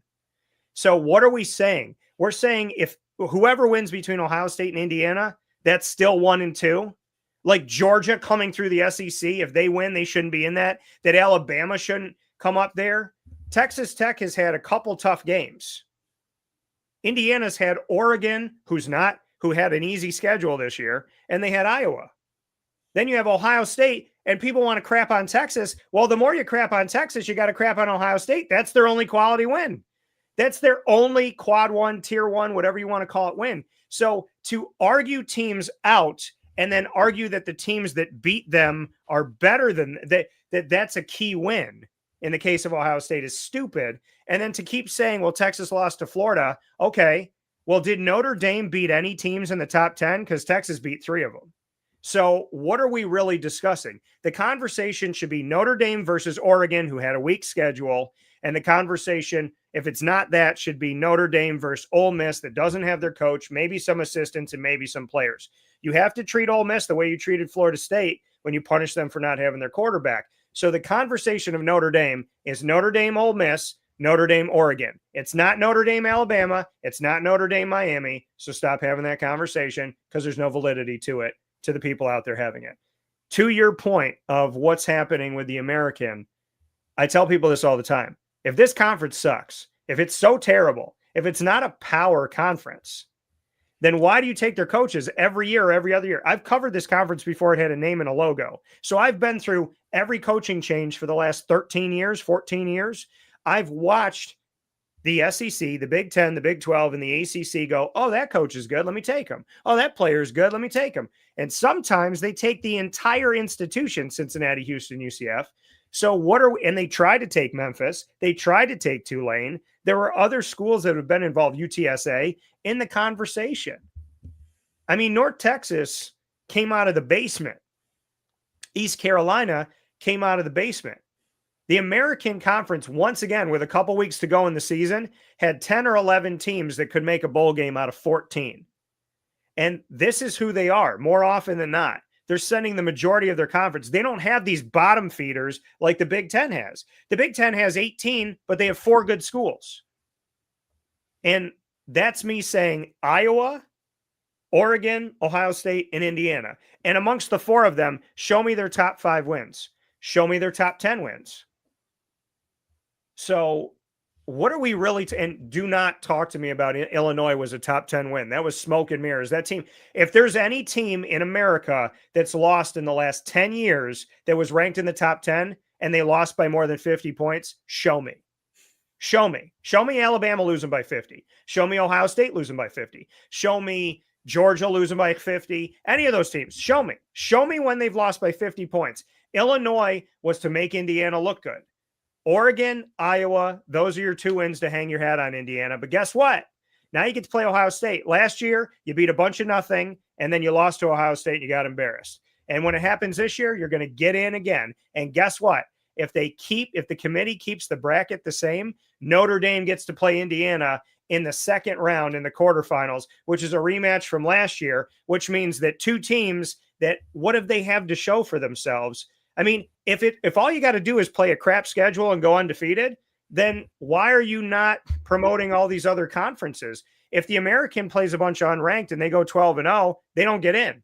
But when Indiana does it, it's okay. So to answer your question about the American, the coaches are good, the players are good, the institutions are good. If that's not the case, they wouldn't have to rise from the ashes, 4 times in the last 10 or 12 years? And guess what?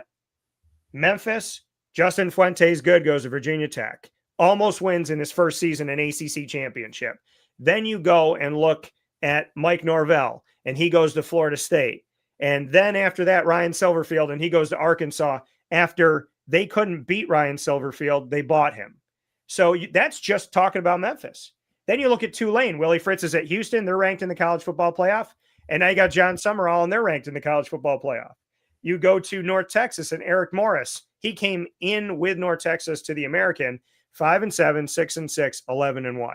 Look at the work he's done. Look at Navy, back-to-back seasons of 9 wins or 10. They beat Oklahoma last year. Everybody's on Oklahoma this year. They beat Oklahoma last year in a bowl game. Who wants to talk about that? Not many, because it gives credence to the American. So, I mean, I can go up and down the line here. East Carolina, look at what they've done with Blake Harrell, for goodness sakes. I mean, South Florida beats Florida, who Texas didn't beat. They beat Boise State. And you want to give credit to the Notre Dames of the world for beating teams like Boise State, but they want to talk about South Florida. And look at Alex Golesh, who's now going to Auburn. And I think he's going to have the longest leash of the guys that left the American. So, I mean, to answer your question about the coaching movement, am I surprised that these American coaches are being poached? No, because it happens every year or every other year. But can we stop calling them a group of? If they're the place that makes the SEC, the Big 10, the Big 12, and the ACC better, then how are they not on the same level as you if you pay them millions of dollars to coach your teams and you pay and you bring them out of the portal to be your I mean, let me just paint this picture. The American is North Texas, Tulane, correct? Yes. And the ACC is Duke versus Virginia. Duke's quarterback, Tulane last year. Virginia's quarterback, North Texas last year. So congratulations to Tulane and North Texas. You're playing both the ACC and the American Championship. Yeah, it's so fascinating to see how, there's certain media personalities and there's certain people that want to just completely throw a conference like the American under the bus. And yet it's like, yeah, this is a conference. And look at the college football playoff rankings, right?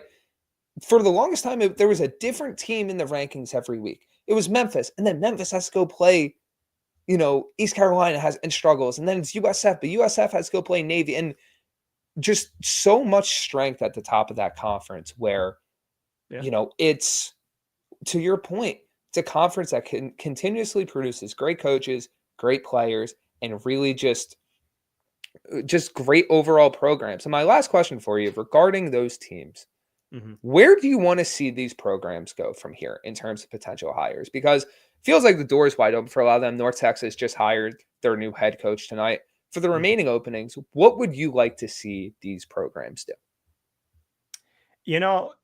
I got to give credit to the American. I think that Mike Oresco, the former commissioner, would maybe echo me on this, and the current one, Tim Pernetti, is that it says something about these institutions. When they have a coach, the coach has success, the coach gets poached, and they go find another one, and they have success. That's not a mistake when you keep having good hires. I mean, look at some of these SEC, ACC, Big 10, and Big 12 schools. They make hires that aren't good. The American makes hires, and they work, and then they go hire those people. So it's like they're making better decisions than some of these other conferences. With no disrespect to the conferences, I'm just saying these institutions, they know what they're doing. East Carolina, do I agree that they get rid of Mike Houston? No. Do I think it was premature? Absolutely. But I like Blake Harrell, who was one of his coordinators. Brian Newberry is fantastic at Navy. Jeff Monken is fantastic at Army. He breathes Army. I would like every time I talk to him and I'm around him, I just see an Army general. I mean, that's who he is. And so, what do I want to see these schools do? honestly, I want them to utilize whatever means they did in their coaching searches before and go down those avenues, because those avenues found you Eric Morris, which now we know North Texas has a coach. But, Memphis has struck positivity 3 times. I think Ryan Silverfield took more time. That's why I won't say they struck gold. I'll say they struck gold, and they struck silver. That's how I look at it. Fuente was gold, Norvell was gold, Silverfield, there was kind of a time where you thought, are they going to let him go? And now, he's gone to Arkansas. And then Tulane was in the basement. Fritz took him out. Then he leaves, and then it's like, oh no, they're going to fall back. And then Summerall goes, nope. And they go to 4 straight American Championship games. So you got Willie Fritz, and then you got Summerall. And Tim Pernetti brought that up in the conversation this week, just how many times Tulane every year, these last few years. So, and then when it comes to South Florida really didn't have a good hire between Willie Taggart and Alex Golesh. So this is one where I'm going to kind of scratch my head a little bit, but Tulane seems to know what they're doing. Memphis seems to know what they're doing. North Texas has already made their choice. But I think the best thing that they can do is continue to do their homework and continue to show that they have really, really smart people in their rooms. They have really great athletic departments that make really terrific decisions. When you're Tulane or you're Memphis and you keep making good decisions, that's because you know how to interview. You know what to look for. You know who you are and you know what you want. And you don't see yourself as this small fish in the big pond of the group of whatever, or the small fish in the big pond of the power, or the big fish in a small pond of the group. These coaches believe that they should be in the national spotlight, and they should be. So, the biggest question mark I probably have is South Florida, because it took such a long time to find the right guy. But in the case of Tulane and Memphis, they're on a roll. They seem to know how to find their coaches. Well, I 100% agree, and I truly appreciate you joining us. Before we get out of here, where can everyone find your stuff? Yeah, so Wake Up Call is, of course, on Facebook at Wake Up Call DT, and then Twitter, X at Call DT, Instagram at Wake Up Call _DT.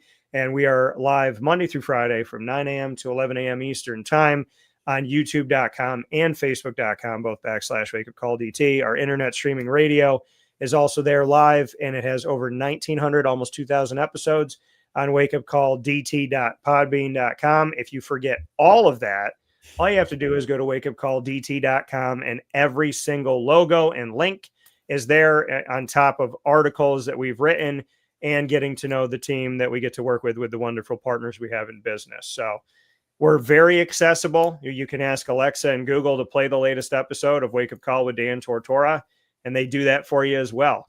Kind of shocked me one day where I was like, let me just take a shot in the dark and see if this works. And then she did it. And I was like, oh my goodness, thank you, Alexa. I appreciate you. So a lot of ways to find us, but always appreciate being on the League Winners. And, Brandon, for you and the crew, I can't say enough about the kindness and the generosity of time. And just, you've all been great at the League Winners. So you told me to talk about myself. I'm going to throw it back and say that the League Winners deserve to be talked about as well.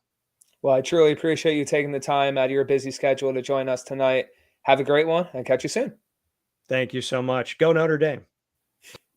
That is Dan Tortora of Wake Up Call DT. Make sure to check him out. Make sure to follow along. He does great stuff, and truly appreciate him taking the time out of his busy schedule to join us. We now move on to some recruiting discussion. Very important day tomorrow across the country, but especially in the Florida area. And who better to talk about recruiting with than with Mr. Recruiting himself, Christian. How are we doing tonight?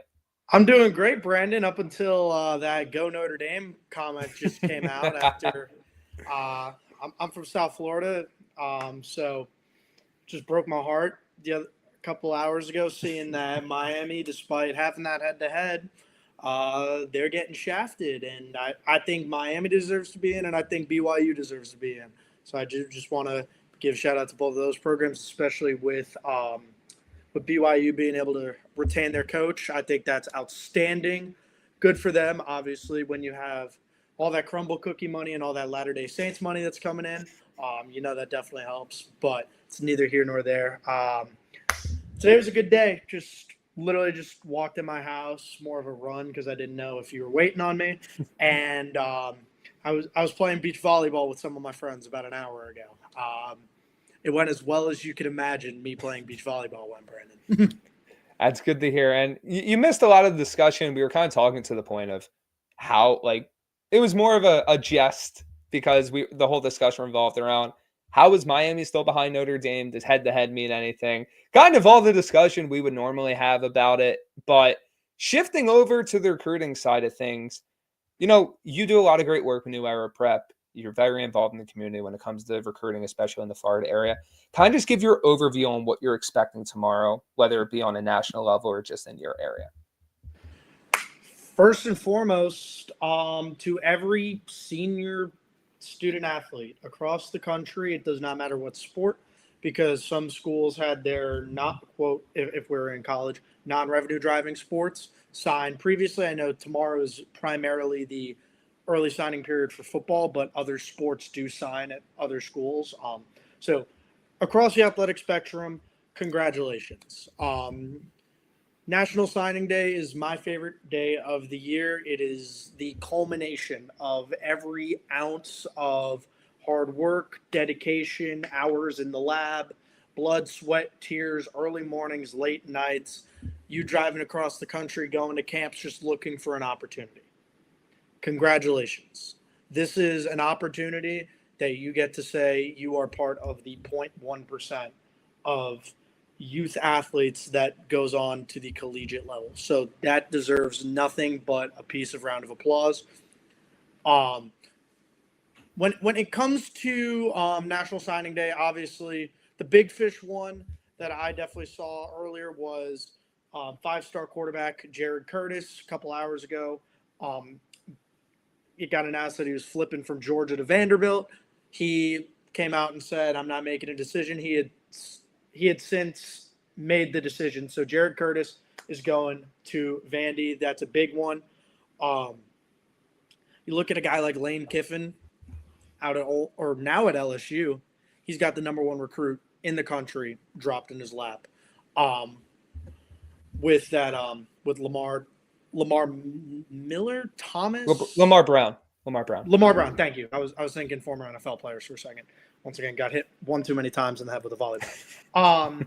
But yeah, Lamar Brown, 5-star offensive tackle, literally getting that offensive lineman that LSU has so clearly needed over the last couple of years. You've got that guy. You've got the dude who's going to come in and be that Francis Maui Noah day one starter and just anchoring your O-line.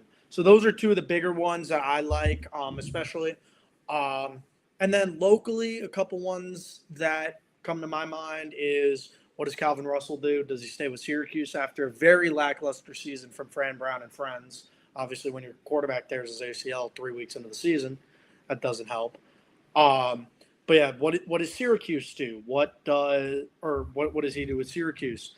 And then another one that a lot of people are looking in locally is there's been a couple players that are committed to schools that either no longer have a coach or have a different coach that maybe they didn't commit to.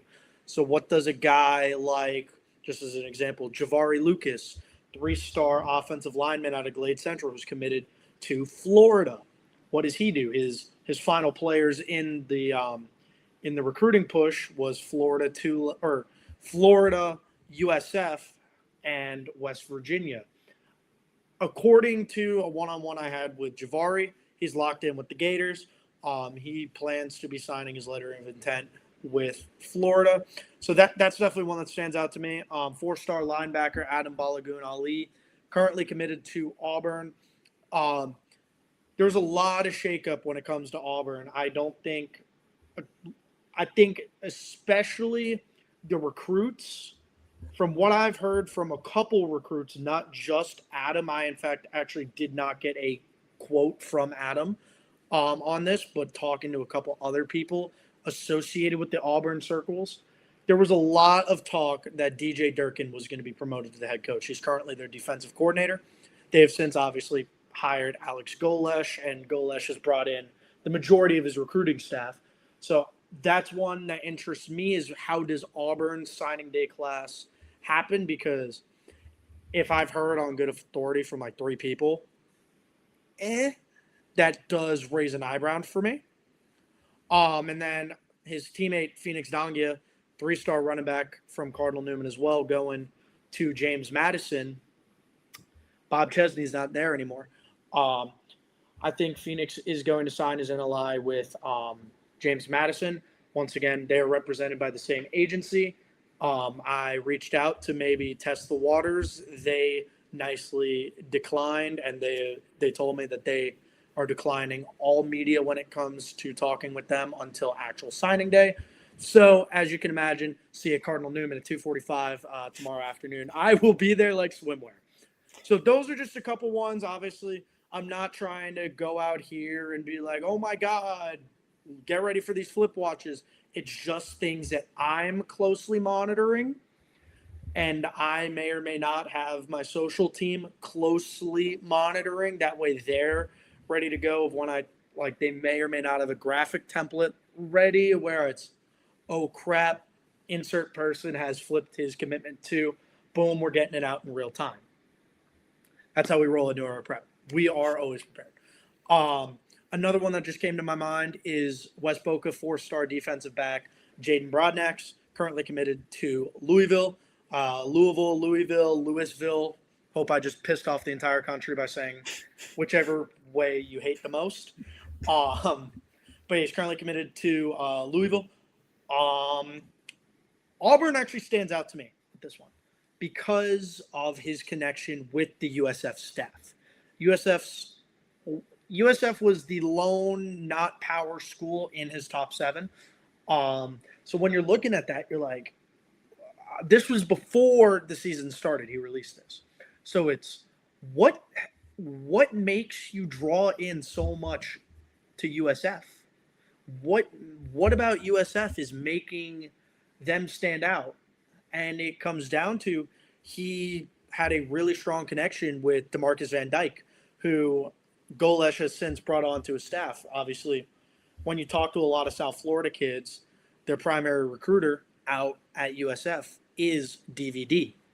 So I think that's a testament to his recruiting abilities to be able to keep the Bulls in such high-level conversations, especially when, if you can land a 4-star DB, especially one that doesn't allow catches. You and me have both gotten eyes on Broadnax over the last year and a half, so you know what the kid can do.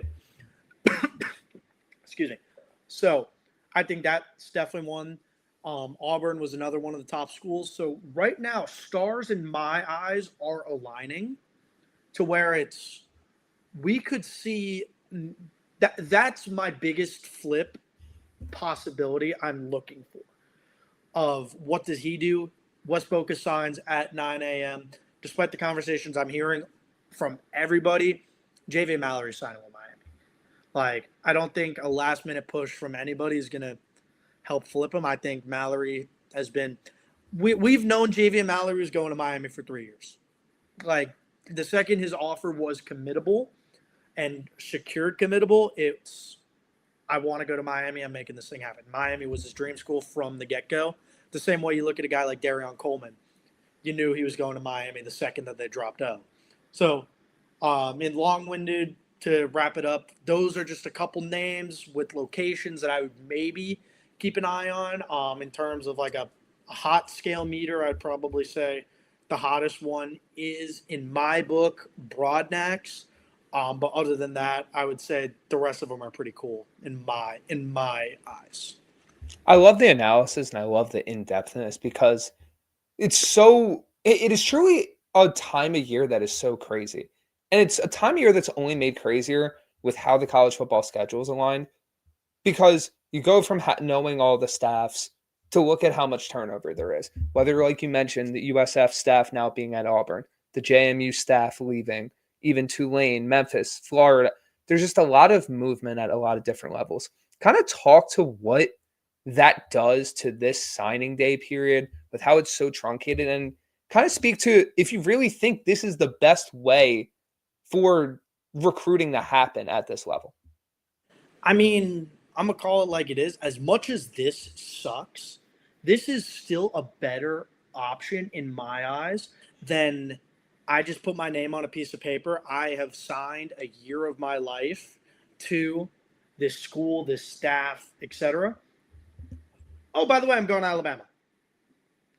Bye. Thank you for your commitment or anything like that. Like, I don't think that's a better alternative of, oh, hey, I've signed the national letter of intent and now my coach is gone. As somebody that's literally lived through that, it sucks.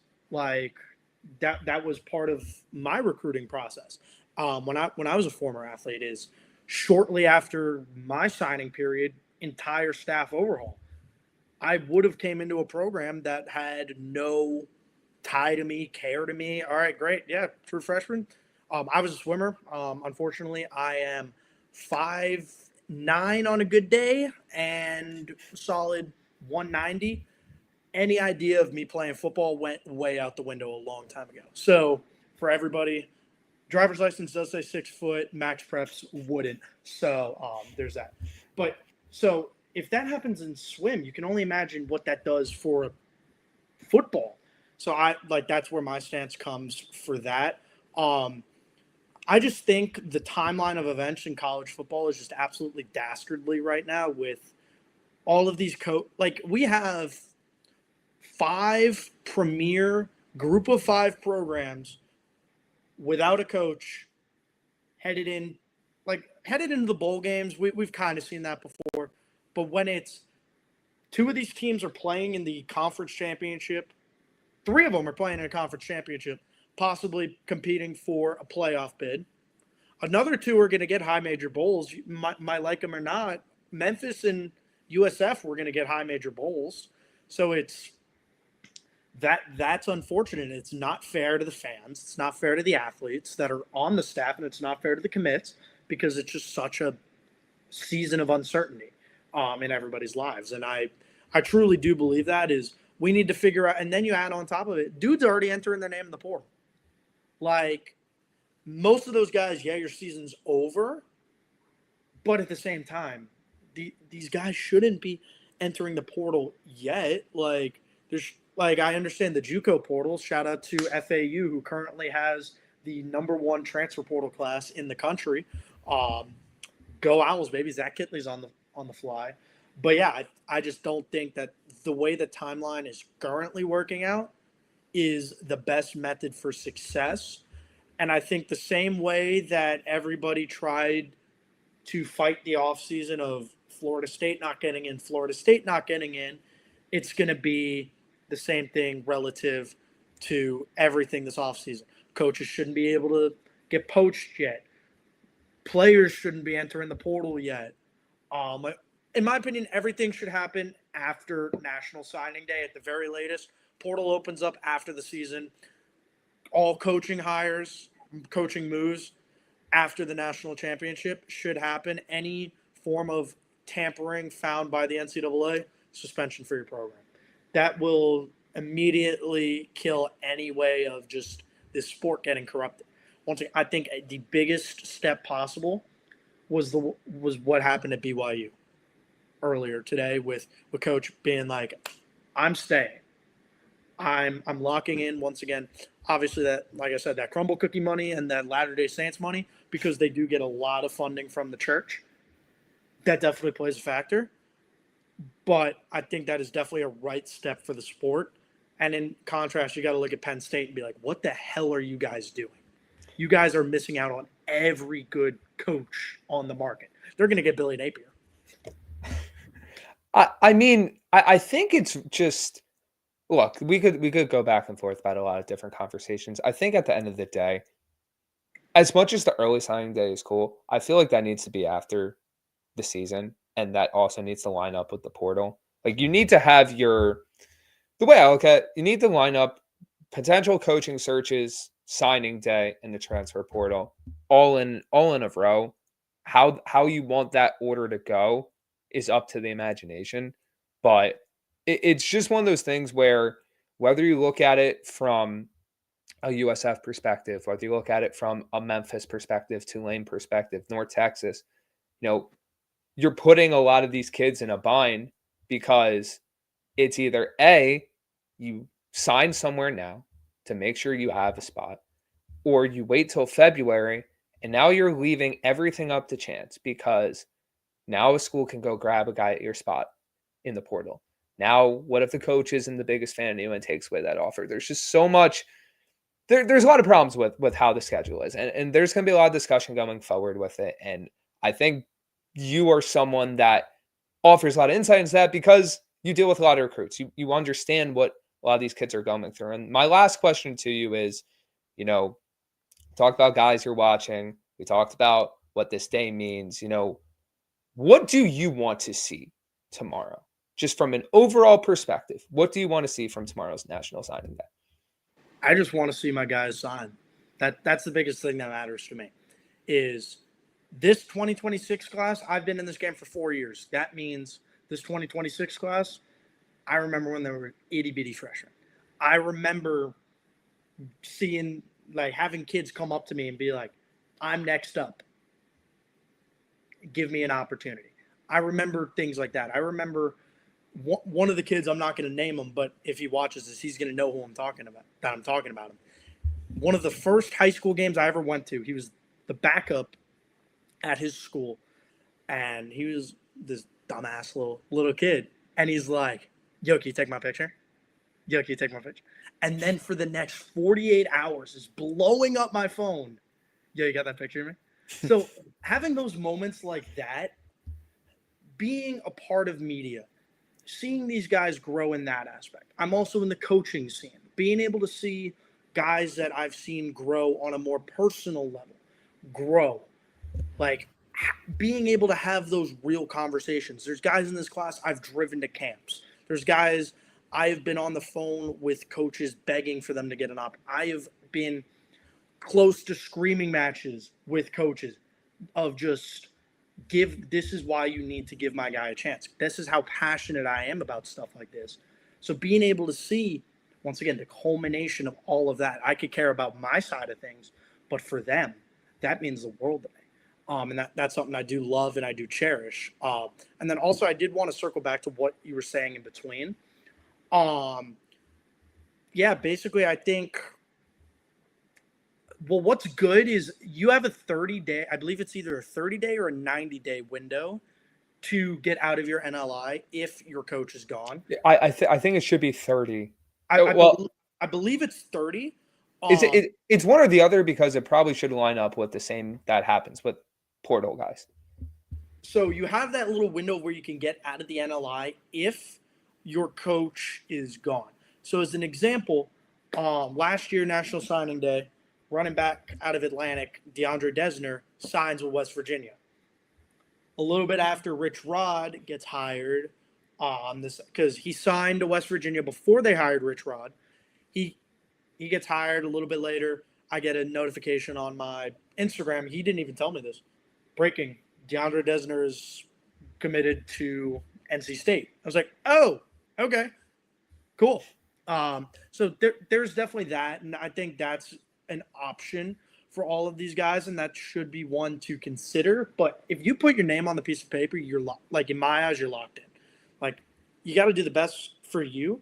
So if you need to take that time, because after this early sign, you can sign whenever. So it's just take the time for you. I think early signing day is the most influential day in the athletes' careers because it sets you up to get on campus for spring ball. You now have an entire semester of working on college courses, being and learning how to be a college student. I think we both understand that transition. It is hard. The biggest one possible. Now, once again, you played ball in college, so you understand. Now learning how to socially adapt, academically adapt, and athletically adapt, that's huge. Being in a college weight room, being in a college film room, being with the strength team, with the nutritionalist, with the PT team, that is so important for a player's development. You can see these guys grow, and the one thing that's good about having an outstanding spring, it sets you up for a good fall. It already builds that chemistry with your coordinators, with your position coaches, if you're a receiver, with your quarterback, like just things like that. It builds that continuity before you get into OTAs, before you get into fall camp, and before week 1 steps up and all of a sudden, oh shit, this is the real world. Pardon my French, but that coach came out of me on that one. And that's just the realest thing. It's being able to get that time to grow. And you're able to have a couple missteps in spring. Why? It's spring ball. Your stats aren't recorded. You can go for 3,000 yards in your spring game. Doesn't mean anything. If you go for 300 yards the rest of your season, you had a good day of practice. Like that's basically how you got to look at it. So you see a guy like Malachi Toney. Malachi Toney early enrolled at Miami in the spring. I told everybody that would listen to me coming out of Miami's spring game, Malachi Toney is the best receiver on Miami's roster. Obviously, I have that history with Mally of where I've watched that kid play ball for a couple of years now. But seeing him and where it was, okay, this is going to be the JoJo Trader show. This is going to be the CJ Daniels show. It was a Malachi Toney show before it even started. And you look at the Notre Dame game, and you're like, wow, who's this true freshman kid? You look at the Pitt game last week with the incredible stat line he had, and everybody's like, wow, this kid is so good, this, that, and the other. I'm sitting there, I'm like, yeah, I could have told you that after the spring game. Like, that, do you guys not understand? And this is the fun part about Malachi Toney. This time last year, Malachi Toney was playing quarterback because Diabell had a fractured ankle. Malachi Toney won American Heritage, a state championship, as a Wildcat quarterback. Malachi Toney was a better quarterback than 90% of South Florida was the entirety of the year. So that just speaks testaments to who that kid is. And I did just want to give him a big shout because that kid is just an absolute animal. And I've never seen a kid work so hard like him. That's awesome. And I truly appreciate you taking the time out of your day to come on here. Before we get you out of here, where can everyone find your work? Oh, I got a lot of different social handles for you guys. First one, I'm going to always plug the company. I work for New Era Prep. Basically, my role is I'm the creative team director. I manage a bunch of high school to college-aged interns. I call them my minions. Basically, they're creatives, photographers, videographers, social media, reporters. They all fit into this bubble. I dish out who's going where. This is your coverage plan, this, that, and the other. So at New Era Prep on Instagram, at Era Prep on X, at New Era Prep _ on TikTok. We have pretty dang close to 100, pretty dang close to about 80,000 followers on the combined social media. We're bumping right now, Brandon. I'm not gonna lie. We just hit 45K on X. That's our bigger platform. So do just want to yay social media guy. That's the biggest one I want to give out. My personal social medias, I'm on Twitter a lot more. I've probably pissed off your favorite fan base at some point on Twitter. It's at @nep _proscia. The byline is Christian White Noise Proscia. Shout out to Great Frank Fort for that one. My Instagram handle is @cproscia.photo. Ladies, if you want the snap, just hit the DMs after. But that's basically all my social medias, everything that I run. Brandon, as always, I enjoy talking ball with you. You know you can always hit me and I'll be on. It is always an adventure getting to talk to you. That is for sure. Christian, thank you so much for joining us tonight. Of course, ladies, I wasn't kidding about the hitting my DMs part. Have a good one, everybody. That is Christian of New Era Prep. As you can tell, he's a character at the very least, the minimal, but truly offers some great insight into the recruiting game and what it means to really, be involved with the high school recruits and all of that approaching signing day. For our last guest of the night, time to talk some Auburn football and SEC football with Shane Barrett. Shane, how are we doing tonight? Good, man. How are you? I'm doing fantastic. It's been a very fun ride hosting this show for the first time. It's been very eventful, as you can see. But, you know, Christian was a hoot. hey, you know what? He's very entertaining, and that's without getting into all that. But no, he's great. I'm excited. You know, definitely not a lot happening with the Auburn Tigers in the SEC lately. No, nothing at all. So I'm excited. I read your article about Golesh and kind of him leaving South Florida. I still need to write my article about my reaction to him coming to Auburn, but the general feeling is excitement because 2020, 2022, and 2025, he had a top 25 offense. Auburn hasn't had a top 25 offense since 2014. And a lot of that has been limited by quarterback play. He got Byron Brown to 3,000 passing yards and 1,000 rushing yards this season. His first season as a starter, he had 3,000, almost 3,300 passing yards and 800 rushing yards. So he's almost done it twice with Byron Brown. And getting that level of quarterback play on the Plains is exactly what Auburn needs at this point. Yeah, and this is kind of a bit of an overlap because, you know, going from a team I cover to a team you cover, you know, you kind of dove into a little bit.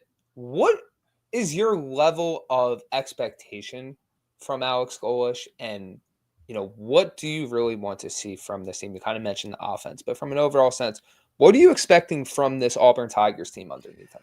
I would like for my prediction in the preview article that I do every year for the league winners to actually come true this year and hit 9 wins. I think Auburn has the talent to compete potentially for a playoff spot next year as long as roster retention occurs.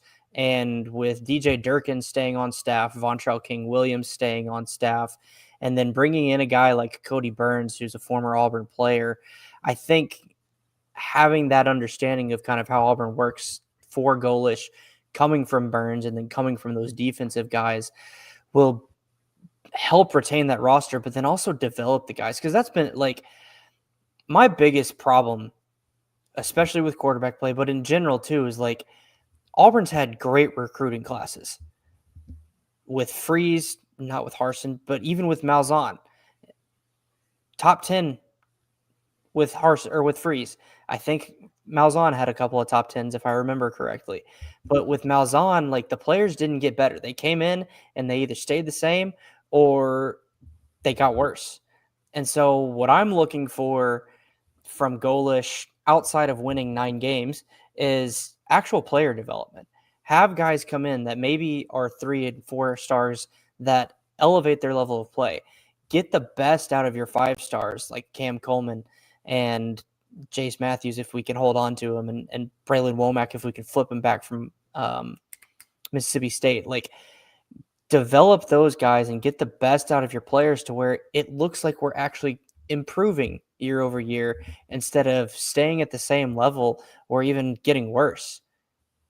Yeah, and I think that's something that can immediately translate from a program like USF. I mean, just looking at the program from this past year, you have a guy like Keyshawn Singleton, after a little bit of success last year, burst onto the scene this year, one of the better wide receivers, right? You have a guy in Jeremiah Koger, who freshman, one of the best freshman wideouts in the country, right? But also it's combined with that ability to identify talent in the portal, whether it be a Moody Rubin, whether it be a Connor McLaughlin on the offensive line, whether it be some of the guys you brought in on defense, along with the guys you developed in a Matt Harris and Jalen Shuler. I think that's really what you're looking for in Auburn, because Auburn obviously has the resources, right? Yeah. They obviously have the resources to bring in guys, to bring in top-end talent, but it's how do you fill those gaps otherwise? How do you fill those gaps with the rest of the players? And that not only starts with the guys in the program currently, but also in the recruiting class. So it ties to my next question for you. What are you looking for heading in the National Signing Day for the Auburn Tigers? What do you want to see them attack? And then how do you want that to set them up heading into the transfer portal? Yeah, that's a great question, Brandon. The first and foremost thing that I want is Braylon Womack. Come back home. Come back home. With Durkin staying, I think that's more likely for him to flip back to Auburn. I hope it does. But then also keeping Vontrell King-Williams, I think, is going to help us with guys like the Wells brothers and Corey and Chris Wells, and then also with Jordan Carter. And those are 3 guys that, like, because we're losing Keldrick Falk. Like, he's gone. He's going to the NFL draft. Good for him. Like, he's earned it. But we've got to find the next Keldrick Falk or the next group of guys that can not necessarily moneyball it, but put that production back on the field. And I think Auburn has some guys in Jared Smith and Amaris Williams that can help turn that over. But, like, recruiting, you've got to keep bringing guys in. You've got to keep elevating that level of competition. And so that's why I want to see guys like Corey Wells and Jordan Carter come in. But then offensively, I want to see what Golesh can bring in, because this class up to this point, and really I feel like the last 3 or 4, really 3 classes have been really defensive heavy, which is funny with Hugh Freeze being an offensive coach. But I want to see what guys that Golesh can be like, can sell his offense to and get to maybe flip, because there are rumors that there are guys that Auburn hadn't been targeting previously that now with Golesh in play, they are targeting, and they are flip candidates to Auburn. And so I'd really like to see where that puts the class, because I listened to the Auburn's live sports guys, Cole Pinkston, Alan Head, Jeffrey Lee. They're great. And they've talked about for weeks that this is going to be a smaller recruiting class for Auburn. And with Golesh now, I still think it'll be small, but what quality guys are we going to be able to get in to help kind of boost that back up? And then obviously, because we have a new coach and the portal is going to open up for players because we have a new coach, like, the portal season is going to be very important for us too. And so that's another area where I think Durkin will help a lot, because obviously he's identified guys like Xavier Atkins, who's been an absolute stud for us this season. But also, who can Golesh identify and bring in from USF? Like, is Byron Brown coming to Auburn? Like, that's a very big question for both programs, I think. And then both the wide receivers that you mentioned too, like, does Auburn hold on to all the wide receivers that we already have? Does Eric Singleton go pro? Does Perry Thompson, Malcolm Simmons, Bryce Kane, do any of those guys transfer? I'm not even mentioning Cam Coleman, because if he transfers, I might cry. But then does Singleton and Coger? Do those guys transfer over to Auburn and help backfill those positions, or those guys that do potentially transfer? So, and again, with Golesh's offensive prowess, like, I don't know how, like, it's got to be an easy sell for any kind of skill position. And especially after what you saw from Auburn's offense this year, it's like, yeah, that we're not doing that. We're going to go do what Alex Golesh does, and that's score points and get a lot of yards. And I think you're starting to see that already. You already have a guy like DeMarcus Broughton Jr. Flip from USF to Auburn. You have a guy in Deshaun Spencer flip from Duke to Auburn. About that one. It's a very good addition for them, and that was a guy that, while he was at USF, Golesh was looking at. So you're already starting to see pieces of that. I'm with you on it. I'm very interested to see how they kind of target the offense, because it's so late in the process. How do you get that class to a point where it's like, okay, now we build off that in the transfer portal? Yeah. Right? I think that's the most fascinating thing to me. Then my last thing for you, we've talked about Auburn's offense. We've talked about Auburn's defense. Now we got to talk a little bit about Auburn's opponents, because there's been a lot of coaching movement in the SEC. Yes, there has. I want to get your thoughts. What do you think of some of these other coaching hires in the conference? We obviously have Silverfield to Arkansas, obviously have the big hire in Florida. I kind of want to get your thoughts on what has transpired for some of the other opponents for the Auburn Tigers. Yeah, certainly. I'll start with Silverfield. I think he's a good coach, and I like what he's done at Memphis since 2019. My biggest concern is the fit, and it's not that I don't think he's a good coach. It's just that Arkansas already was good on offense. And to me, in Auburn, I feel like did this. They struggled on offense. They went and hired an offensive coach, and they were able to maintain their defensive staff.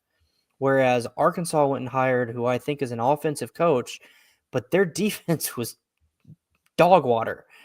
And it has me concerned. Now, Memphis's defense was still better than Arkansas's, but it's, again, that kind of level of competition that, I don't know, I feel like it's probably overblown. Like, at some point, football is football, right? Like, yeah, there's going to be different levels, talent levels and whatnot, but the fact that he's an offensive guy and they struggled on the defense, and same with Florida and Summerall. Like, I loved John Summerall. I wanted him to come to Auburn.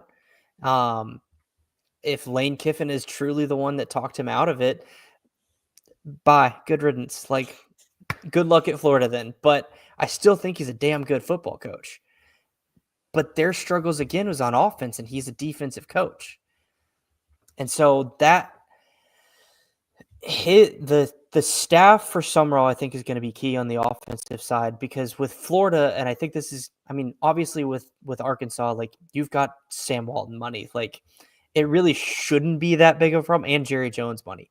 Like, it shouldn't be that big of a problem to get resources at Arkansas, but at the same time, like, it's Arkansas, right?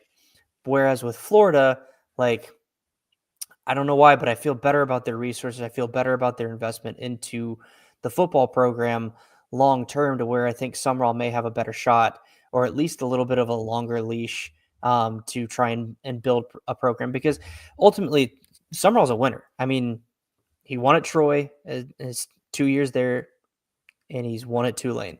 And I know with Tulane, it's a little different because he was taking over for Willie Fritz, and Willie Fritz already had it humming, but you could very easily screw that up if you're not a good football coach. And I think Summerall is a good coach because he maintained it, and then won, I think, last year, and then he's competing again this year for the conference championship. So those are my thoughts on those two. And then with, do you want to talk about Lane? I mean, what is there to say about Lane? Right? Because, like, I don't know what he was doing, man. my whole thing with Lane Kiffin is like, all right. Obviously, he wanted to take the LSU job. Quite frankly, I've followed a lot of LSU my entire life. Like, that's been a school I've been very familiar with. They, as great of a program as it is, they have a lot of issues currently with what was happening in the upper level administration. Yeah, it didn't defer Lane Kiffin away. I just look at the end. I think that's going to be a good hire for them. I don't know how great it's going to be. I would like to see the product on the field first. Yeah. I have no idea what to expect from the new Ole Miss head coach. That's a discussion for a different day. But when it comes to Lane, I wasn't a fan of how he approached the entire process. Wasn't a fan of how he laundered ESPN in this entire process to really go to bat for him. There's a lot of different there's a lot of different things you could dive into with this entire process, but I do think Lane will end up being a solid head coach at the minimum, as he always is for these programs. I'm just not certain on his ceiling yet. I would like to see how his recruiting class and all of that plays out. I agree with you on the Silverfield one. I just want to see it on the field, because Silverfield always recruited well at Memphis. He always was able to get good players there. It's what happens when it's on the field. Can you win the big games? Can you close out games? Very similar to Alex Golesh at USF, which I think is going to be the biggest hurdle he has to overcome at Auburn. And then John Summerall, I've said it publicly, I'm a huge fan of John Summerall. I think he's going to do a very good job at Florida. And I think those fans that aren't in on him just yet are going to be very happy they got him instead of Kiffin. That's kind of where I fall with all the I agree with that stuff. Yeah, I definitely agree with that on Summerall. Like I said, I really wanted him for Auburn. I think he's a good football coach. 100%. Before I get out of here, I'm going to put you on the spot a little bit. Oh, no. Auburn Tigers, big signing day tomorrow. What's your lock-it-in prediction of a player they're going to land or flip? Jordan Carter. I feel really good about that one.